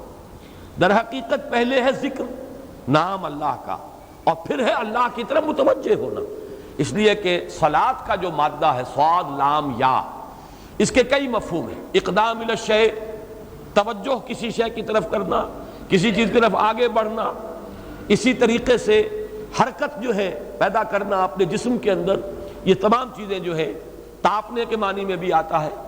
آپ اگر آگ کے سامنے بیٹھے ہوئے آگ تاپ رہے ہیں، یہ بھی صاد لام یہ ہے۔ تو اس اعتبار سے اس کے تمام مفاہیم کو جب جمع کیا گیا تو نماز میں سب سے پہلے کیا ہے؟ اللہ کی طرف توجہ۔ انی وجہت وجہی للذی فطر السماوات والارض حنیفا وما انا من المشرکین۔ پھر اللہ سے ہم کلامی، اقدام، وہ عنائے صغیر اور عنائے کبیر کے مابین مکالمہ، اور اس کا نتیجہ وہ روح جو ہے اندر، اس میں ایک حرارت پیدا ہوگی، عشق خداوندی کی حرارت اس کے نتیجے میں پیدا ہونی چاہیے، جس کو تاپنے سے تعبیر کیا جاتا ہے۔ تو اس کے وہ بھی ایک کیفیت جو ہے نماز میں پیدا ہو جانی چاہیے، جس کی کہ اب مجھے یاد آ گئی، جس کی سب سے بڑی کیفیت وہ ہے جو حضور کی رات کی نمازوں میں ہوتا تھا۔ آپ باجماعت جب نمازیں پڑھتے تھے لوگوں کے ساتھ، تو میرے علم میں نہیں ہے کہ وہ کیفیت کبھی باجماعت نماز میں حضور کی ہوئی ہو، لیکن جب رات کو آپ کھڑے ہوتے تھے تو آپ کے سینے میں سے ایسی آوازیں آتی تھیں کہ جیسے کوئی ہانڈی جو ہے چولہے پر چڑھی ہوئی ہے، جیسے اس کے اندر کھدبت کھدبت کی آواز آتی ہے جبکہ پانی ابل رہا ہو، ایسی آوازیں آتی تھی محمد الرسول اللہ صلی اللہ علیہ وسلم کے سینے سے۔ یہ وہ حرارت ہے، یہ ہانڈی پک رہی ہے اندر، اور یہ کس سے میں پک رہی ہے؟ یہ عشق خداوندی، محبت خداوندی کی آگ ہے کہ جو بھڑک اٹھی ہے اس وقت۔ یہ ہے نماز کا اصل باطن، نماز کی اصل کیفیت۔ لیکن یہ ہے کہ مجمع میں ہونے والی یہ بات نہیں ہے۔ مجمع میں تو نماز کے قواعد، ضوابط، اس کے اندر دوسرے پہلو ہوں گے۔ باجماعت نماز سوائے فجر کے زیادہ طویل نہیں ہونی چاہیے۔ کچھ پتہ نہیں، کوئی ضعیف ہے، کوئی مریض ہے، کوئی مسافر ہے، یہ لیکن اپنی نماز اس میں آپ کو اختیار حاصل ہے، ایک ایک سجدہ جو ہے آدھے آدھے گھنٹے کا کیجئے۔ کیفیت ہوتی ہے کسی وقت انسان کی کہ جی چاہتا ہی نہیں کہ سجدے سے سر اٹھائے، پڑھا رہا ہے ایک سجدے میں، کوئی بات نہیں۔ لیکن یہ کہ وہ نماز اور ہے، یہ نماز اور ہے، اس کے آداب اور ہیں، اس کے آداب اور ہیں۔ بعض حضرات انہی چیزوں کے اندر فرق و امتیاز نہ کرنے کی وجہ سے گڑبڑ کرتے ہیں۔ احناف کے نزدیک فرض جماعت بڑی ہلکی ہونی چاہیے، اس میں لمبے لمبے سجدے اور لمبے لمبے جو ہے رکوع والی بات جو ہے درست نہیں ہے، اس لیے کہ جماعت ہے، نہیں معلوم کس کا کیا معاملہ ہے، کوئی ضعیف ہے۔ کبھی ایسا ہوتا تھا کہ عورتیں بھی جماعت میں شریک ہوتی تھی، صرف یہ کہ ان کی صف پیچھے ہوتی تھی، کسی کا کوئی بچہ رو رہا ہے، اب اس بیچاری کی اپنی جو کیفیت ہوگی، اس کو کہاں نماز کی طرف اس کا اس وقت دل لگے گا جبکہ بچے کے رونے کی آواز آ رہی ہے۔ اس اعتبار سے فرض نمازوں کی کیفیات کچھ اور مطلوب ہے، اور اصل میں وہ رات کی نماز جو ہے اپنی انفرادی نماز اس کی کیفیت اور ہے۔ بہرحال اس سے وَذَكَرَ اسْمَ رَبِّهِ فَصَلَّىٰ بعض مفسرین نے اشارہ کیا ہے، میں نہیں سمجھتا کہ یہ اس کا لازمی مفہوم اور مدلول ہے، لیکن اشارہ ہے، اور وہ اشارہ یہ ہے کہ جمعے کی نماز پہلے خطبہ ہے، اللہ کا ذکر ہے، تذکیر ہے، جیسے کہ فذکر ان نفعت ذکرہ کے حوالے سے میں بیان کر چکا ہوں۔ حضور اسی لیے جمعے کی نماز میں اس سورہ مبارکہ کو پہلی رکعت میں پڑھتے تھے، تو اس لیے یہاں پر جو ہے مراد ہے وہ نماز جمعہ، کہ اس اللہ کا نام بھی لو، اس کا ذکر بھی کرو، تذکیر بھی کرو خطبے میں، فصلی اور پھر نماز پڑھی۔ تو یہ جو ترتیب ہے ہمارے ہاں، پہلے خطبہ ہے، اور یہ خطبہ بھی ذکر ہے، اللہ کی یاد ہے، تذکیر ہے قرآن کے ذریعے سے، اور اس کے بعد نماز پڑھی۔ بل تؤثرون الحیات الدنیا، یہ مضمون بارہا آ چکا اس سے پہلے، لیکن تمہاری کیفیت یہ ہے کہ تم دنیا کی زندگی کو ترجیح دیتے ہو۔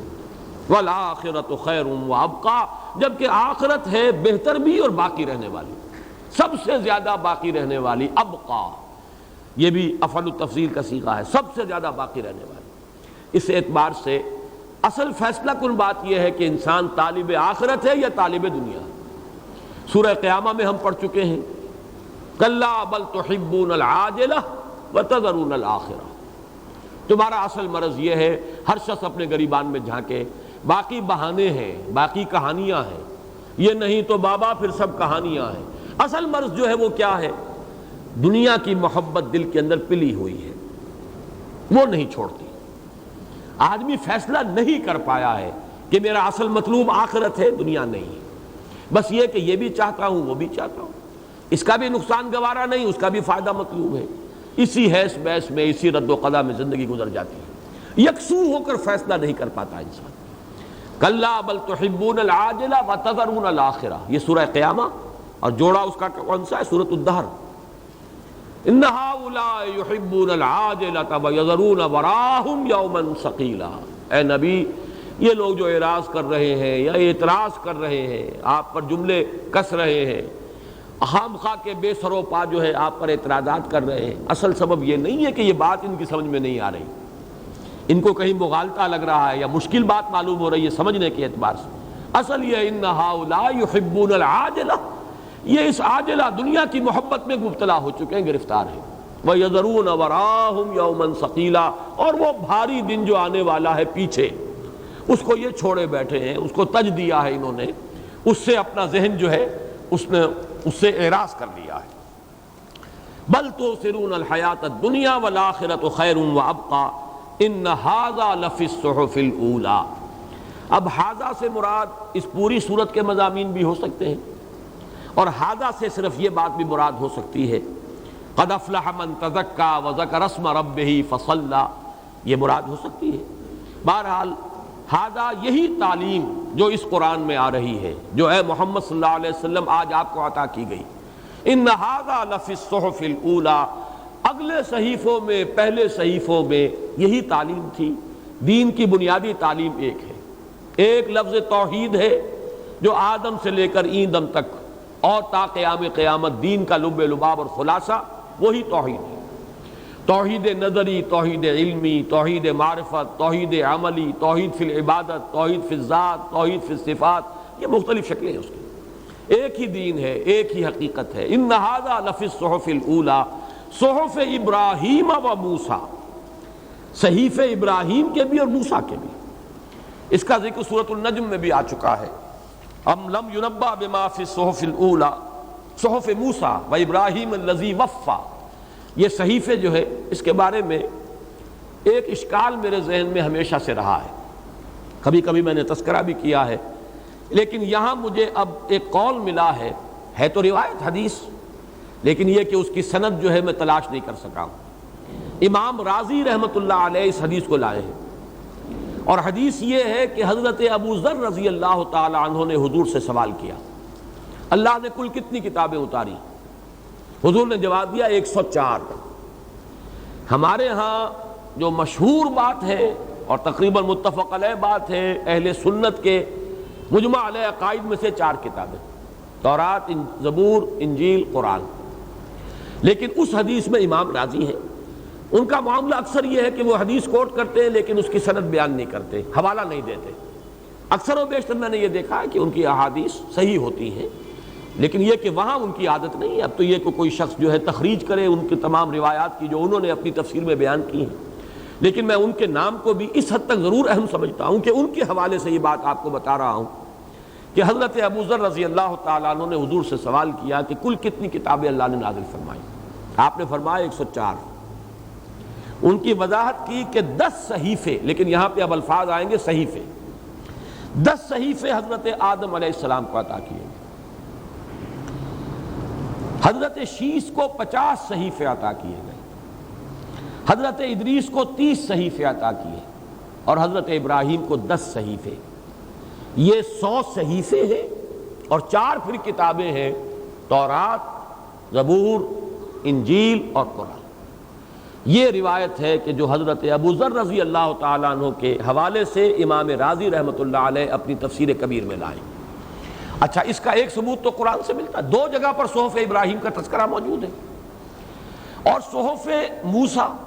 اب اس میں جو میں نے غور کیا ہے تو ایک بات اور سامنے آئی ہے، اسے بھی میں اب نوٹ کرا رہا ہوں، اگرچہ یہ چیزیں ایسی ہیں جن میں مزید تحقیق و تفتیش کی ضرورت ہوگی، غور و فکر کیا جائے۔ دیکھیے، تورات کے لفظ کا اطلاق اصل میں ہوتا ہے وہ جو الواح پر لکھی ہوئی شے دی گئی ہے حضرت موسیٰ علیہ السلام، فی نسختہا، وہ تو الواح تھی، لکھی ہوئی شے، کتاب وہ تھی۔ معلوم یہ ہوتا ہے کہ یہ جو 5 بکس ہیں جو کہ اس وقت کی جو ہماری بائبل ہے، اور بائبل میں اولڈ ٹیسٹمنٹ اور نیو ٹیسٹمنٹ، اولڈ ٹیسٹمنٹ میں پہلی 5 کتابیں ہیں جو حضرت موسیٰ کی طرف وہ منسوب ہیں، the book of Genesis, the book of Exodus, the kings اور ڈیوٹرونومی، اور بھی ایک 5 کتابیں ہیں یہ بنتی، کتاب استثناء، کتاب گنتی، کتاب ملوک اور کتاب خروج اور کتاب پیدائش، 5 کتابیں۔ معلوم ایسا ہوتا ہے کہ ان کے لیے لفظ صحیفہ ہے، صحف ابراہیم و موسیٰ، اور جو کتاب دی گئی ہے تورات، وہ تھی وہ الواح، تورات، زبور، انجیل، قرآن۔ اس کے علاوہ 100 صحیفے ہیں، لیکن حضرت موسیٰ علیہ السلام کی شخصیت اس اعتبار سے گویا کہ جامع بن جاتی ہے ان دونوں کے مابین، اس لیے کہ یہ صحیفے سب کے سب حضرت موسیٰ علیہ السلام سے پہلے کے بیان کیے جا رہے ہیں۔ حضرت آدم، حضرت شیس، حضرت ادریس، حضرت ابراہیم، یہ صحف ہے۔ حضرت موسیٰ علیہ السلام کے لیے صحیفے کا لفظ بھی ہے اور کتاب کا لفظ بھی ہے۔ تو کتابیں 4، تورات، زبور، انجیل، قرآن، اور صحیفے یہ، اگر یہ روایت صحیح ہے، واللہ عالم، میں صرف یہاں امام راضی کا حوالہ دے رہا ہوں۔ اصل بات جو تھی وہ یہ کہ جو میں نے پہلے بھی کئی مرتبہ عرض کی ہے، جو اشکال ہمیشہ رہا وہ یہ کہ حضرت موسیٰ علیہ السلام کے صحیفے چاہے تحریف شدہ ہیں، موجود تو ہیں، آخر کیا یہ حادثہ گزرا ہے، کیا قیامت گزری ہے کہ حضرت ابراہیم کے صحیفوں کا 2 جگہ قرآن میں ذکر، سورۃ النجم میں ذکر ہے، اب ہم سورۃ الاعلیٰ میں پڑھ رہے ہیں، آخری آیت ہے۔ کیا وجہ ہے کہ اس کا کوئی وجود ہی دنیا میں نہیں؟ اس کی جو توجیہ میری سمجھ میں آئی، لیکن زیادہ تر وجدانی ہے، میں اس کو کوئی دلیل یا برہان کے حوالے سے بیان نہیں کر رہا۔ میں یہ سمجھتا ہوں کہ وہ نظریہ کہ جو آریہ ہندوستان میں آئے وہ کل کے کل نہیں تو ان میں سے ایک حصہ ضرور ایسے لوگوں پر مشتمل ہے کہ جو نسل ابراہیمی سے متعلق ہے، اور ان کے ہاں جو اپنشد ہیں، میں نے جب پہلی مرتبہ اپنشد پڑھے تھے، انگریزی ترجمہ مجھے ملا تھا، پڑھا تو میں حیران رہ گیا۔ واقعہ یہ ہے کہ توحید کا جہاں تک تعلق ہے، جیسے کہ میں آپ سے عرض کیا کرتا ہوں کہ میں نے اناجیل 4 میں کہیں تثلیث نہیں دیکھی، توحید ہی توحید ہے۔ تثلیث تو آپ کو ملے گی تو وہ سینٹ پال کے خطوط، ایپیسلز وغیرہ کے اندر ہے، ورنہ یہ کہ اناجیل 4 آج بھی تثلیث کے ذکر سے خالی ہیں، توحید ہی توحید ہے۔ اسی طریقے سے اپنشد کے اندر آپ کو توحید ملے گی، بلند ترین سطح کی توحید، وہ توحید ہے کہ جس کو ہم وحدت الوجود سے تعبیر کرتے ہیں، اگرچہ عام آدمی نہیں سمجھ پاتے اور وہ اسے پینتھیزم یا ہماؤس سے تعبیر کر کے اسے کفر قرار دے دیتے ہیں، لیکن ہمارے ہاں جو فلاسفہ، حکماء اور صوفیاء کا ایک طبقہ ہے جو وحدت الوجود کا قائل ہے، وہ ظاہر بات ہے توحید کی بلند ترین شکل ہے، وہ جس کو وہ بیان کرتے ہیں کہ لا موجود الا اللہ، جیسے آج میں نے کہا لا معبود الا اللہ، یہ توحید کی بنیادی صورت ہے، لا معبود الا اللہ۔ اس کے بعد درمیانی شکل کیا ہے؟ لا مقصود الا اللہ، لا محبوب الا اللہ، لا مطلوب الا اللہ، اور بلند ترین سطح ہے لا موجود الا اللہ۔ لیکن اس کی توجیہ مشکل ہے، اور اس کے اندر ہی آدمی ٹھوکر کھاتا ہے اور وہ کھائی میں جا گرتا ہے۔ اس اعتبار سے بال برابر ہے، اصل میں فرق جو ہے وہاں پر، لیکن وحدت الوجود توحید کی بلند ترین صورت ہے۔ ہماؤست یا پینتھیزم یہ بدترین شرک ہے۔ یہ ہے اصل میں ذہن میں رکھیے کہ میرا گمان یہ ہے کہ اپنشد جو ہے وہ صحف ابراہیم ہی کی تحریف شدہ شکل ہے۔ مجھے جو زیادہ اس پر تقویت حاصل ہوتی ہے وہ ایک تو اس اعتبار سے کہ ان کے ہاں برہما کا لفظ جو آیا کہاں سے آیا؟ برہما حضرت ابراہیم کو انہوں نے ڈیٹی بنا لیا ہے، معبودوں کی فہرست میں شامل کر دیا۔ حالانکہ اور یہ معاملہ کیا اگر عیسائیوں نے جو کچھ حضرت عیسیٰ کے ساتھ کیا ہے، وہ تو حضرت ابراہیم کے 2000 برس بعد آ رہے ہیں، تو اگر ان کے ساتھ یہ کچھ کر دیا گیا تو حضرت ابراہیم کے ماننے والے انہوں نے کیا کچھ کیا ہوگا حضرت ابراہیم کے ساتھ، اس کا آپ تصور کر لیجیے۔ اور اگر ہمیں قرآن نہ بتاتا کہ اصل عیسیٰ تو یہ ہے، ذالک عیسی ابن مریم قول الحق الذی فیہ یمترون، یہ ہے اصل حقیقت عیسیٰ ابن مریم کی، اگر یہ ہمیں پتہ نہ ہوتا تو ہمیں کیسے معلوم ہوتا کہ حضرت عیسیٰ اللہ کے رسول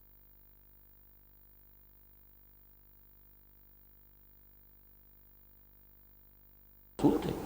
اگر ہم سمجھتے اسی عیسیٰ کو کہ جو عیسائی مانتے ہیں تو وہ تو خدا کا بیٹا ہے، اور نہایت بدترین شرک ہے ان کو خدا کا بیٹا ماننا۔ تو یہ امکان موجود ہے کہ حضرت ابراہیم سے فرط عقیدت، فرط محبت، ان کی تعظیم کو بڑھاتے بڑھاتے انہیں بھی ایک معبود کی شکل دے دی گئی ہو، اور وہی برہما کا تصور جو ہے ہندوستان میں آیا، اور اسی کے حوالے سے یہ سارا ذکر۔ اچھا، اس میں میں ایک واقعاتی طور پر ایک بات اور لانا چاہتا ہوں۔ حضرت ابراہیم کے 3 بیٹوں کے بارے میں ہم جانتے ہیں، ایک حضرت اسماعیل، ان کی نسل میں حضور کی بعثت ہو گئی، ایک حضرت اسحاق، ان کے بیٹے حضرت یعقوب، ان سے بنو اسرائیل چل رہے ہیں، ایک تھے مدین یا مدیان، وہ آباد ہو گئے مدین کے علاقے میں، ان میں حضرت شعیب مبعوث ہوئے۔ لیکن اس میں ایک خلا ہے، حضرت اسحاق کے 2 بیٹے تھے جڑواں، عیسو اور یعقوب۔ یعقوب کی اولاد کا تذکرہ، عیسو کا تذکرہ نہیں ہے کہیں۔ وجہ کیا ہے؟ بنی اسرائیل اصل میں نسل پرست قوم ہے، نسلیت ہی ان کی بنیاد ہے۔ انہوں نے اپنی لائن کو تو برقرار رکھا ہے، حضرت یعقوب، یعقوب کے والد اسحاق، اسحاق کے والد ابراہیم، لیکن ادھر ادھر انہوں نے نہیں دیکھا، نہ کسی اور کے ذکر کو محفوظ رکھا، نہ اس سے کوئی محبت رکھی، نہ ان کا کہیں تذکرہ جو ہے وہ اپنی کتابوں میں آنے دیا۔ یہی وجہ ہے کہ حالانکہ سیمیٹک ریس ہے جس میں حضرت ابراہیم بھی ہیں، انہی سیمیٹک ریس کے اندر جو ہے حضرت ہود مبعوث کیا گیا، ان کا کوئی ذکر تورات میں موجود نہیں، حضرت صالح کا کوئی ذکر تورات میں موجود نہیں، حالانکہ یہ بھی نسل تو ایک ہی ہے، لیکن انہوں نے اس نسل میں بھی جو اپنی خاص لائن ہے، اپنے آباء و اجداد، حضرت عیسو تو ان کے چچا بنے نا، حضرت یعقوب کے بیٹوں کے چچا ہوئے، حضرت دایا ہوئے، اس لیے کہ پہلے ان کی ولادت ہوئی ہے، اور الفاظ تورات میں یہ ہے کہ یعقوب اپنے بھائی عیسو کی ایڑیاں پکڑے ہوئے تولد ہوا، تو گویا کہ بڑے وہ ہیں، تو تایا ان کا کوئی ذکر نہیں، کہاں گئے؟ ہو سکتا ہے جیسا کہ اس زمانے میں ہوتا تھا، حضرت ابراہیم علیہ السلام اور حضرت لوط کے مابین بھی یہ معاملہ ہو گیا تھا کہ ان دونوں کا پیشہ کیا تھا؟ ذریعہ معاش، بھیڑیں بکریاں پالنا، چراگاہیں تلاش کرتے تھے، اور ایک وقت ایسا آیا کہ حضرت لوط کے جو لوگ تھے کارندے اور حضرت ابراہیم کے جو کارندے تھے آپس میں لڑ پڑے، اور حضرت ابراہیم نے فرمایا کہ لوط سے کہ اب بہتر یہ ہے کہ تم یہاں سے جاؤ، اور اللہ تعالیٰ کی طرف سے بھی حکم آ گیا کہ جاؤ صدوم اور عمورہ کی بستیوں میں جا کر نبوت کرو اور انذار کرو انہیں۔ اسی طرح ہو سکتا ہے کہ حضرت یعقوب کی اولاد یا ان کے کارندوں میں اور حضرت عیسو کے اولاد اور ان کے کارندوں میں کوئی جھگڑا ہوا ہو، اور اس کے بعد وہ وہاں سے ترک وطن کر کے چلے گئے ہوں۔ جیسے لغاریوں کے بارے میں مجھے معلوم ہے، لغاریوں کی اصل جگہ چوٹی ہے، ضلع ڈیرہ غازی خان میں، لیکن 2 بھائیوں کی لڑائی ہوئی، ایک بھائی کو شکست ہو گئی، وہ بھائی چھوڑ کر چلا گیا، دریائے سندھ اس نے کراس کیا، ریاست بھاولپور میں گیا، ریاست بھاولپور کے نواب نے ان کی آؤ بھگت کی، اسے زمین عطا کی، اب وہ لغاریوں کی ایک شاخ ریاست بھاولپور میں، حالانکہ اصل لغاری جو قبیلہ ہے وہ تو اب بھی، وہ جو اصل ان کی ہے گدی، وہ تو اب بھی جو ہے چوٹی میں ہے، اور ڈیرہ غازی خان ان کا اصل مسکن ہے۔ یہی دنیا میں ہوتا تھا، تو مجھے کافی اس کے اندر قرائن نظر آ رہے ہیں کہ حضرت عیسو کی اولاد وہ وہاں سے کسی اسی طرح کے قبائلی جھگڑے کی وجہ سے ترک وطن کر کے ہندوستان آئی ہو، اور صحف ابراہیم صرف ان کے پاس رہ گئے۔ اور یہودیوں نے اس کے بعد، چونکہ ان کے ہاں تو اصل جو ہے اہمیت پھر حضرت موسیٰ علیہ السلام کی ہوئی ہے، ان کی کوئی حفاظت نہیں کی صحف ابراہیم کی۔ اور پھر یہ ہے کہ حضرت موسیٰ علیہ السلام کے صحیفے اور حضرت موسیٰ علیہ السلام کو جو الواح دی گئیں وہی ان کے ہاں محفوظ رہ گئیں، اگرچہ وہ محفوظ اس معنی میں نہیں رہی، اب وہ الواح بھی کہیں موجود نہیں ہے دنیا میں۔ اور جو صحیفے ہیں، دی 5 بکس، پہلی 5 کتابیں جو ہے اولڈ ٹیسٹمنٹ کی، ان میں بھی تحریفیں ہو گئی ہیں، اس لیے کہ وہ بھی گم ہو گئی۔ نیبوکڈنیزر کے حملے کے بعد اصل تورات گم، اصل صحیفے گم، بعد میں انہوں نے یہ سب کچھ اپنی یادداشت سے لکھا ہے۔ تو یہ میرا گمان ہے کہ صحف ابراہیم، یہ صرف اس کے لیے قرائن صرف کہ میں پیش کر رہا ہوں، میں اسے دلائل یا براہین کے درجے کی بات نہیں سمجھتا، لیکن یہ فوڈ فار تھاٹ ہے، یہ ایک موضوع ہے کہ اس پر اگر کوئی تحقیق کرے، غور و فکر کرے، تو میں سمجھتا ہوں کہ اس کے لیے کافی مواد اسے مل جائے گا۔ اب ہم آ رہے ہیں اگلی سورت پر، سورہ غاشیہ۔ جیسا کہ میں نے عرض کیا، اس سورہ مبارکہ میں اس کا اکثر حصہ جو ہے، یعنی 16 آیات، 1 + 6 + 9، 16 آیات جو ہے کل 26 آیات میں سے، وہ تو تذکیر آخرت پر مشتمل ہیں، جن کی کسی وضاحت کی اس اعتبار سے بھی ضرورت نہیں کہ بارہا یہ مضامین آ چکے، دوسرے یہ کہ ان کی اصل حقیقت کو ہم اس وقت سمجھ ہی نہیں سکتے۔ ارشاد ہوتا ہے حل اتاک حدیث الغاشیہ، یہ حل استفہام تقریری ہے، آ گئی ہے تمہارے پاس خبر اس ڈھانپ لینے والے کی، چھا جانے والی مصیبت، قیامت، القارعہ، الحاقہ، الساعہ، وہ جب آئے گی چھا جائے گی، ان زلزلۃ الساعۃ شیء عظیم۔ کیا آ گئی تمہارے پاس خبر؟ یعنی آ گئی ہے تمہارے پاس خبر۔ یہ استفہام نہیں، استفہام تقریری ہے کہ لوگوں تم یہ نہیں کہہ سکو گے ہمیں خبردار نہیں کیا گیا۔ حل اتاک حدیث الغاشیہ، اب اس کی شرح ہے وجوہ یومئذ خاشعہ، بہت سے چہرے ہوں گے اس دن اترے ہوئے، دبے ہوئے، اداس۔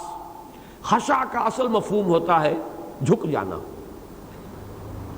لیکن یہ کہ یہاں چہرہ جھکنا، چہرہ اتر جاتا ہے۔ ایک ہے تر و تازہ چہرہ، اس کے اندر ایک ابھار کی کیفیت ہوتی ہے، لیکن اترا ہوا اداس چہرہ۔ وجوہ یومئذ خاشعہ، خجالت، شرمندگی، خجالت اس کی وجہ سے۔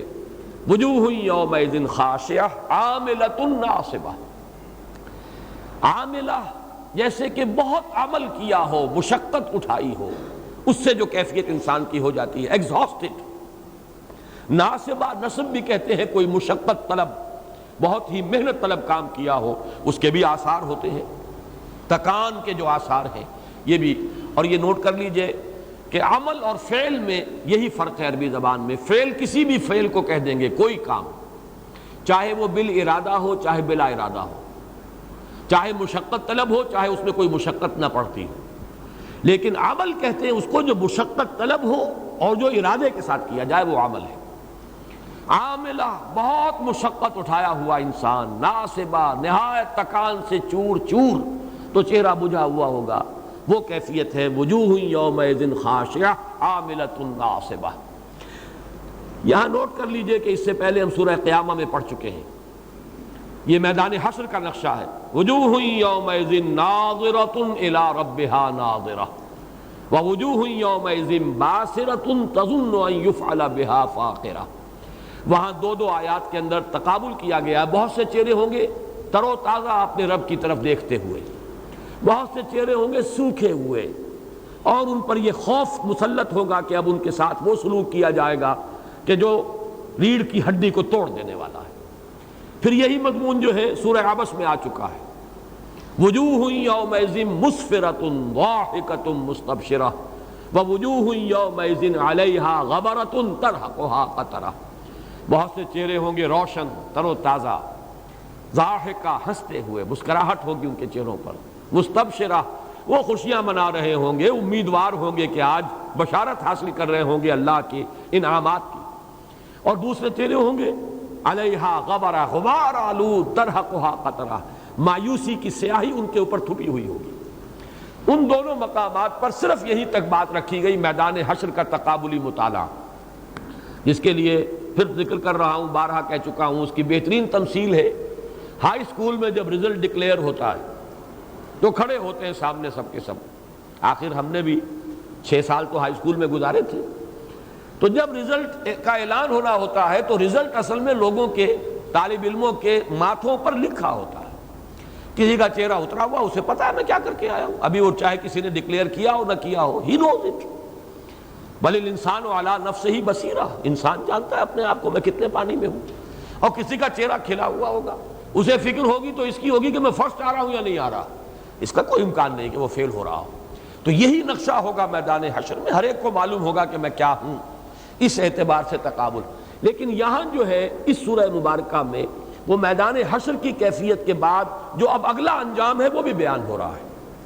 تسلا نارن حامیہ، اس میدان حشر سے جب اگلا مرحلہ ہے وہ داخل ہو کر رہیں گے اس آگ میں جو تپنے والی آگ ہے، تپش والی آگ. تسقا من عین آنیہ، پلایا جائے گا انہیں اس چشمے کا پانی جو کھولتا ہوا ہوگا. آنیہ، کھولتا ہوا. یہ باتیں پہلے بھی آ چکی ہیں. لیس لہم طعام الا من ضریع، نہیں ہوگی ان کے لیے کوئی غذا، کوئی کھانا سوائے جھاڑ جھکاڑ خاردار جو جھاڑیاں ہوتی ہیں انہی میں منہ ماریں گے. اس سے مراد یہ نہیں ہے کہ صرف یہی ہوگا، بلکہ اس نوع کی چیزیں، جیسے کہ سورہ دخان میں ہے ان شجرۃ الزقوم طعام الاسیم کالمہل یغلی فی البطون کغلی الحمیم. ایک وہ زقوم بھی ہے، وہ درخت کہ جس کی اصل جڑ جو ہے وہ جہنم کے بھی سب سے نچلے طبقے میں ہے، اور اس کا پھل بھی ایسا ہے کأنہ رؤوس الشیاطین. لیکن وہ کھائیں گے، لیکن وہ پیٹوں کے اندر جا کر اس طریقے سے اس کی حدت ہوگی، حرارت ہوگی کہ اب ان کے پیٹ جو ہے جیسے کہ ہانڈی چولہے کے اوپر جوش کھاتی ہے ایسے جوش کھائیں گے. اسی طریقے سے سورہ حاقہ میں ہم پڑھ چکے ہیں ان کے لیے نہیں ہے ولا طعام الا من غسلین، زخموں کا دھون ہے صرف وہ ملے گا. لا یاکلہ الا الخاطئون، نہیں کھاتے اس کو، نہیں کھائیں گے مگر یہ خطا کار گناہ گار. اسی نوع کی ایک شے جو ہے وہ ذریع ہے، کانٹوں دار جھاڑیاں، ان میں منہ ماریں گے بھوک سے بےتاب ہو کر. لا یسمن ولا یغنی من جوع، کھانے سے 2 چیزیں مطلوب ہوتی ہیں، ایک جزو بدن بنے اور اس سے فربہی ہو، اور ایک یہ ہے کہ بھوک کا جو احساس ہے وہ ختم ہو جائے، ہنگر پینز ختم ہو جائیں. فرمایا دونوں چیزوں میں سے کوئی بھی حاصل نہیں ہوگی. کھائیں گے اسے لیکن نہ وہ فربہ کرے گی انہیں، وہ ذریع جو گھاس ہے اور جو کانٹوں دار جھاڑیاں ہیں، اور نہ ہی وہ بھوک کو سیری حاصل ہوگی. بھوک جو کہ تو برقرار رہے گی، منہ مارتے رہیں گے لیکن سیری نہیں ہوگی. اب یہ تو ایک نقشہ ہوا، میدان حشر کا بھی آ گیا اور جہنم میں ان کا جو انجام ہوگا اس کا بھی تذکرہ. اس کے برعکس وجوہ یومئذ ناعمہ، بہت سے چہرے ہوں گے اس روز نعمتوں والے، یعنی ایک وہ ہے شخص جس کی ناز و نعم میں پرورش ہوئی ہے، نعمتوں کے اندر اچھے سے اچھا کھایا ہے، عمدہ سے عمدہ پہنا ہے، تمام آسائشیں حاصل رہی ہیں، وہ تر و تازہ ہوں گے پھول کے مانند کھلے ہوئے. وجوہ یومئذ ناعمہ لسعیہا راضیہ، وہ اپنی سعی سے راضی ہوں گے. انہیں معلوم ہے کہ جو بھی ہم نے محنت کی تھی آج ہمیں اس کا اجر و ثواب ملے گا. وہ راضی ہوں گے، مطمئن ہوں گے. انہیں معلوم ہے کہ اب ہمیں خلعتیں دی جائیں گی، نوازا جائے گا، ہمارے لیے خطابات جو ہیں اللہ کی طرف سے ملنے والے ہیں. وہ راضی ہوں گے. فی جنت عالیہ، ایک بلند جنت میں، بلند و بالا جنت میں. جنت عالیہ یہ ہے اونچی جنت. میں جیسے کہ عرض کر چکا ہوں ایک جنت زمین پر بھی ہوگی، پھر اونچی جنت بھی ہوگی، اور اونچائی میں پھر اس کا آخری مرحلہ اس جنت الفردوس کا بھی ہے، جنت الماوا کا، کہ جو ہے سدرۃ المنتہا کے پاس. لا تسمع فیہا لاغیہ، نہیں سنیں گے وہ اس میں کوئی لغو بات، یعنی کوئی گالی دے یا کوئی اور ملامت کرے، اس کا تو کوئی سوال ہی نہیں. یہ تو بڑی ہی کثیف بات ہوتی ہے. محض لغو بات کو بھی سن کر سلیم الطبع انسان جو ہے اسے کچھ کوفت ہوتی ہے. خامخواہ یہ بات کیوں کی اس نے؟ یہ بات کوئی کرنے کی تھی؟ چاہے مجھے کوئی گزند نہیں پہنچا، مجھ پر کوئی حملہ نہیں کیا گیا، میری ذات پر اس سے جو ہے کوئی تہمت نہیں لگی، لیکن لغو بات ہے. تو جس کا مزاج لطیف ہو جائے وہ اس لغو بات کو بھی سننا پسند نہیں کرتا. لا تسمع فیہا لاغیہ، اسی کو سورہ واقعہ میں ہم پڑھ رہے ہیں. لا یسمعون فیہا لغوا ولا تاثیما الا قیلا سلاما سلاما، ہر طرف سے سلام اور سلام ہی کی آوازیں ہوں گی. فیہا عین جاریہ، اس میں چشمہ ہوگا جاری، جاری و ساری، ہر وقت اس میں پانی بہہ رہا ہے۔ اور یہ ہم پڑھ چکے ہیں، ان میں تسنیم کا ذکر بھی آ چکا ہے، اس میں مختلف جو ہے چشموں کا ذکر قرآن مجید میں اس سے پہلے آ چکا ہے، سورہ دہر میں آیا ہے، سورہ مطففین میں آیا ہے، وَمِزَاجُهُ مِن تَسْنِيمٍ عَيْنًا يَشْرَبُ بِهَا الْمُقَرَّبُونَ، فرمایا فِيهَا عَيْنٌ جَارِيَةٌ، بلکہ سورہ رحمان میں ہم پڑھ چکے ہیں فِيهِمَا عَيْنَانِ تَجْرِيَانِ، اور پھر جو دو پچھلی جنتیں ہیں فِيهِمَا عَيْنَانِ نَضَّاخَتَانِ، تو چشمے جاری ہوں گے۔ فِيهَا سُرُرٌ مَرْفُوعَةٌ، اس میں ہوں گے تخت بڑے اونچے اونچے اونچے تخت ہیں جن کے اوپر بیٹھے ہوئے ہوں گے۔ سریر کہتے ہیں چارپائی کو بھی، ہمارے ہاں جو لفظ چارپائی کے لیے سریر کا لفظ آتا ہے، لیکن یہ کہ ذرا اونچی چارپائی ہو اور اس کے اوپر تکیہ گاؤ تکیے لگے ہوئے ہوں۔ فیہا سرر مرفوعہ واکواب موضوعہ، اور جام رکھے ہوئے ہوں گے آب خورے۔ اصل میں یہ انگریزی کا لفظ کپ جو ہے یہ عربی ہی سے منتقل ہوا ہے، کوب سے کپ بنا ہے، اصل لفظ عربی کا ہے۔ اور یہ بہت سے الفاظ نوٹ کر لیجئے، چونکہ انگریزی تو چاہے زبان قدیم ہو لیکن اس انگریزی زبان میں علم تو نہیں تھا کبھی۔ علم جو تھا اصل میں سائنٹیفک جو علوم ہیں وہ تو عربوں نے منتقل کیے ہیں ہسپانیہ میں، ہسپانیہ کے ذریعے سے، اور پھر یہ علوم آگے گئے ہیں۔ اسی لیے ارتھ کیا ہے؟ ارض نے انگریزی میں جا کر ارتھ کی شکل اختیار کی ہے۔ مرر کہتے ہیں شیشے کو، یہی مرر بن گیا ہے، مرر۔ کیمیا کیمسٹری بنی ہے۔ الجبرا کیا ہے؟ الجبر والقدر۔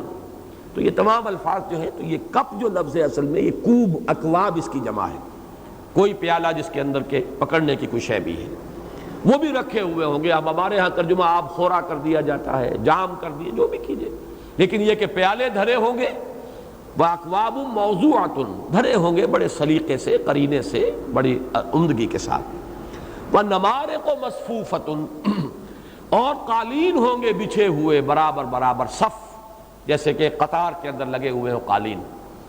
یہاں مجھے حیرت ہوئی کہ مولانا مودودی صاحب نے نمارق کا ترجمہ کیا تکیے، کہاں سے کیا اللہ عالم، سمجھ میں نہیں آیا۔ مولانا اصلاحی صاحب نے آگے زرابی کا ترجمہ تکیے کیا ہے۔ ان دونوں حضرات کے ذہن پر لفظ تکیہ جو ہے کچھ زیادہ ہی وہ رہا ان کے سوار، حالانکہ بقیہ کسی نے بھی لفظ تکیہ کا ذکر کیا ہی نہیں ان آیتوں میں، لیکن یہ کہ انہوں نے نمارق کا ترجمہ تکیہ کیا۔ حالانکہ میں حیران ہوا کہ بڑے مشہور اشعار ہیں جو ہند زوجہ ابو سفیان، جو بیٹی تھی عتبہ ابن ربیعہ کی، اور جس کے دل میں نہایت انتقام کی آگ بھڑک رہی تھی، اس لیے کہ باپ بھی قتل ہو گیا بدر میں، بھائی قتل ہو گیا، چچا قتل ہو گیا، اس گھر کا تو یوں سمجھیے کہ پورا کا پورا جو ہے سلسلہ ختم ہو گیا۔ ایک بھائی وہ ہے کہ جو حضور کے دامن میں تھے، حضرت حذیفہ، تو ہند کے اندر بڑی انتقام کی آگ تھی، اور اسی نے پھر وحشی کے ساتھ وہ معاملہ کیا، جس کے نتیجے میں کہ غزوہ احد کے اندر حضرت حمزہ رضی اللہ تعالی عنہ ان کی شہادت ہوئی۔ تو اس کے اشعار آتے ہیں کہ غزوہ احد میں مقابلہ اب شروع ہونے سے پہلے یہ بہت سی عورتوں کو ساتھ لے کر گئی تھی، اور اس نے آگے بڑھ کر پہلے جو ہے وہ اشعار جو ہیں رجز کے انداز میں اشعار پڑھے ہیں، حوصلہ بڑھایا ہے اپنے ان لشکریوں کا۔ تو اس میں الفاظ آتے ہیں نحن بنات الطارقی نمشی علی النمارقی ان تقبلوا نعانقی ان تدبروا نفارقی، ہم ہیں ستاروں کی اولاد، طارق والسماء والطارق وما ادراک ما الطارق نحن بنات الطارقی، ہم بیٹیاں ہیں ستاروں کی، نمشی علی النمارقی، اور ہم تو چلتی ہیں زمین پر نہیں چلتی، بلکہ ہمارے نیچے تو بڑے اعلیٰ قالین ہوتے ہیں جن پر کہ ہم چہل قدمی کرتی ہیں۔ اگر تم آگے بڑھو گے، ان تقبلو، آگے بڑھو گے، مقابلہ کرو گے ان مسلمانوں سے، نعانقی، ہم تم سے ہم آغوش ہوں گی، تم سے معانقہ کریں گی، وَإِن تُدْبِرُوا، اگر پیٹھ دکھا دو گے، نفارقی، تو تم سے علیحدہ ہو جائیں گی، قطع تعلق کر لیں گے۔ تو نمارق کا لفظ تو اتنا مشہور ہے، اس سے مراد ہے یہ غالیچے کہہ لیں یا قالین کہہ لیں۔ میں حیران ہوں، کوئی دلیل نہیں دی مولانا مودودی نے کہ کس وجہ سے تکیوں سے تعبیر کیا ہے۔ وَزَرَابِيُّ مَبْسُوسَةٌ، اب زرابی جو ہے اس کے بارے میں بھی اب ظاہر بات ہے ان الفاظ کے معنی کیا ہیں، یہ تو وہی اس زمانے کا جو لغت ہے اسی کے حوالے سے سمجھ میں آنے والی باتیں ہیں۔ ہم تو ان چیزوں میں زیادہ اعتماد کرتے ہیں مفسرین پر، اور جو مترجمین ہیں ہمارے متفق علیہ مترجمین، سب نے اس سے مراد لیا، اس کے لیے نہالچے کا لفظ بھی استعمال کیا، فرش کا بھی۔ یعنی قالینوں کے اوپر اور مخملی فرش ہوں گے. قالین میں بھی کچھ ہوتی ہوگی سختی، اس زمانے کے قالین شاید آج کل کے ایرانی قالین جیسے نہ ہو، کوئی سختی ہو ان کے اندر بالوں کی، تو اس کے اوپر اور نہالچے جو ہیں مخملی ڈالے جائیں. ان کا ترجمہ مولانا اصلاحی صاحب نے کیا تکیوں سے، اور کوئی دلیل نہیں دی ہے. یا تو وہ عام طور پر اگر کوئی اختلاف کرتے ہیں کہیں ترجمے کے معاملے میں تو اس کے لیے کوئی نہ کوئی سند، کوئی شعر جاہلی سے یا قدیم لغت سے کوئی نہ کوئی حوالہ دیتے، دیا نہیں. بہرحال یہ ہے تقابل، وہ لوگ اہل زیغ اور وہ لوگ کہ جو صحیح راستے پر صراط مستقیم پر گامزن تھے. وہ غاشیہ جب آئے گی میدان حشر میں ان کے نقشے یہ ہوں گے: وجوہ یومئذ خاشعۃ عاملۃ ناصبہ، اور وجوہ یومئذ ناعمہ لسعیہا راضیہ. اس کے بعد ان کا انجام کیا ہوگا؟ تسلا نارا حامیہ تسقى من عین آنیہ لیس لہم طعام الا من ضریع لا یسمن ولا یغنی من جوع. اہل جنت کا کیا ہوگا؟ فی جنت عالیہ لا تسمع فیہا لاغیہ فیہا عین جاریہ فیہا سرر مرفوعہ واکواب موضوعہ ونمارق مصفوفہ وزرابی مبثوثہ. اب مضمون بدل رہا ہے. افلا ينظرون الى الابل کیف خلقت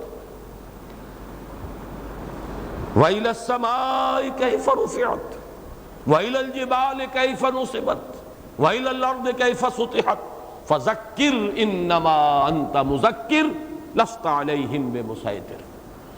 تو کیا یہ دیکھتے نہیں اونٹ کو کہ کیسے بنایا گیا، کیسے پیدا کیا گیا؟ یہ شرح ہے الذی خلق فسوی، کیسے اسے سازگار بنا دیا ہے. اب یہ تیسیر اور توفیق کے لفظ کو بھی یہاں نوٹ کر لیجئے. کتنا اونٹ کو سازگار بنا دیا گیا اس ماحول کے ساتھ جس میں کہ وہ زندہ ہے. وہ صحرا کا جہاز، ایک ایک ہفتے بھر پانی نہ ملے کوئی پرواہ نہیں، اس کے جسم میں ایک سٹور کا نظام رکھ دیا. بلکہ وہ بدبو خود اس کے پیٹ میں سے پانی نکال کر پیتے تھے. جب بہت شدت ہو جاتی تھی اور پانی نہیں ہوتا تھا تو اس کے حلق میں ایک مارتے تھے ایک لکڑی جس سے وہ قے کرتا تھا. اب قے چونکہ اس کے ہاں ایک تھیلی علیحدہ ہے جس میں پانی سٹور ہوتا ہے، ایک ہے میدا، میدے سے نہیں نکلتا تھا بلکہ اس تھیلی سے پانی آتا تھا اور وہ پیتے تھے. تو معلوم یہ ہوا کہ اللہ تعالیٰ نے کتنا سازگار، اس کی حکمت، اس کی خلاقی، اس کے علم، اس کی صناعی، الخالق البارئ المصور. اندازہ تو کرو، کیا یہ دیکھتے نہیں اونٹ کو کیسے بنایا گیا؟ وَإِلَى السَّمَاءِ كَيْفَ رُفِعَتْ، اور آسمان کی طرف نہیں دیکھتے کیسے اسے اونچا کر دیا گیا، بلند کیا گیا. اس کی بلندیاں کیا اشارے کر رہی ہے؟ کسی زمانے میں نے ان آیات کا ترجمہ شائع کیا تھا عزم میں. اب یہ آپ سے سن 53 کی بات ہے تو یوں سمجھیے 37 سال پہلے کی بات کر رہا ہوں. مجھے اب یاد آ گیا چونکہ آج کل کچھ ندا وغیرہ میں میرے مضامین اس دور کے شائع ہو رہے ہیں، تو میں نے الفاظ استعمال کیے تھے. دیکھتے نہیں آسمان کو، اس کی بلندی کیا اشارے کر رہی ہے، بول رہی ہے. یہ بلندی کسی کی عظمت کا کی گویا کہ تسبیح کر رہی ہے. یہ بلندی کسی ایسی ہستی کی بلندی کو ظاہر کر رہی ہے. سبح اسم ربک الاعلی، وہ جو سب سے بلند و بالا ہے، جس نے یہ آسمان بنایا، یہ بلند و بالا آسمان جس نے بنایا. تو یہ اس کی رفعت کیا اشارے کر رہی ہے. وَإِلَى الْجِبَالِ كَيْفَ نُصِبَتْ، اور ان پہاڑوں کو نہیں دیکھتے کیسے گاڑ دیے گئے، قائم کر دیے گئے، نصب کر دیے گئے، کھڑے کر دیے گئے. وَإِلَى الْأَرْضِ كَيْفَ سُطِحَتْ، اور زمین کی طرف کہ کیسے اس کو بچھا دیا گیا، اس کو پھیلا دیا گیا. سطحت. اب یہ چار چیزیں جو ہے یہاں اس کو نوٹ کر لیجئے. یہ اس لیے ان کا ذکر ہو رہا ہے کہ یہ ایک عرب کی زندگی میں نمایاں ترین چیزیں ہوتی تھیں. ان کا کاروبار، تجارت، یا پھر یہ کہ لوٹ مار، اس کے لیے بھی سفر کرتے تھے، تجارتی سفر یا غارت گری کے سفر. اور سفر کرتے تھے حجاز کے علاقے میں تو کیا شکل نظر آ رہی ہے؟ اونٹ پر خود بیٹھے ہوئے، دائیں بائیں پہاڑ ہیں، اوپر آسمان ہے، نیچے زمین ہے. یہ چار چیزیں. اور اس کے سفر ہوتے تھے رات کے وقت. نوٹ کیجئے، دن کی تمازت تو وہاں پہ ایسی تھی نہیں کہ جس کے اندر سفر کیا جا سکے. گھنٹوں ایک شخص چلا جا رہا ہے، گھنٹوں. اور وہ اس وقت اس کے ذہن میں کیا چیزیں ہیں؟ کوئی خیالات بھی آ رہے ہوں گے، لیکن چار چیزیں مسلسل اس کے مشاہدے کے اندر، اس کے فوکس میں ہیں. ذرا نگاہ اوپر اٹھاتا ہے تو تاروں بھرا آسمان ہے، نیچے زمین ہے، اونٹ پر خود براجمان ہے. اور چونکہ سارے سفر جو ہوتے تھے ان کے ان وادیوں میں، راستے جو تھے وادیوں کی شکل میں تھے، دائیں پہاڑ بائیں پہاڑ.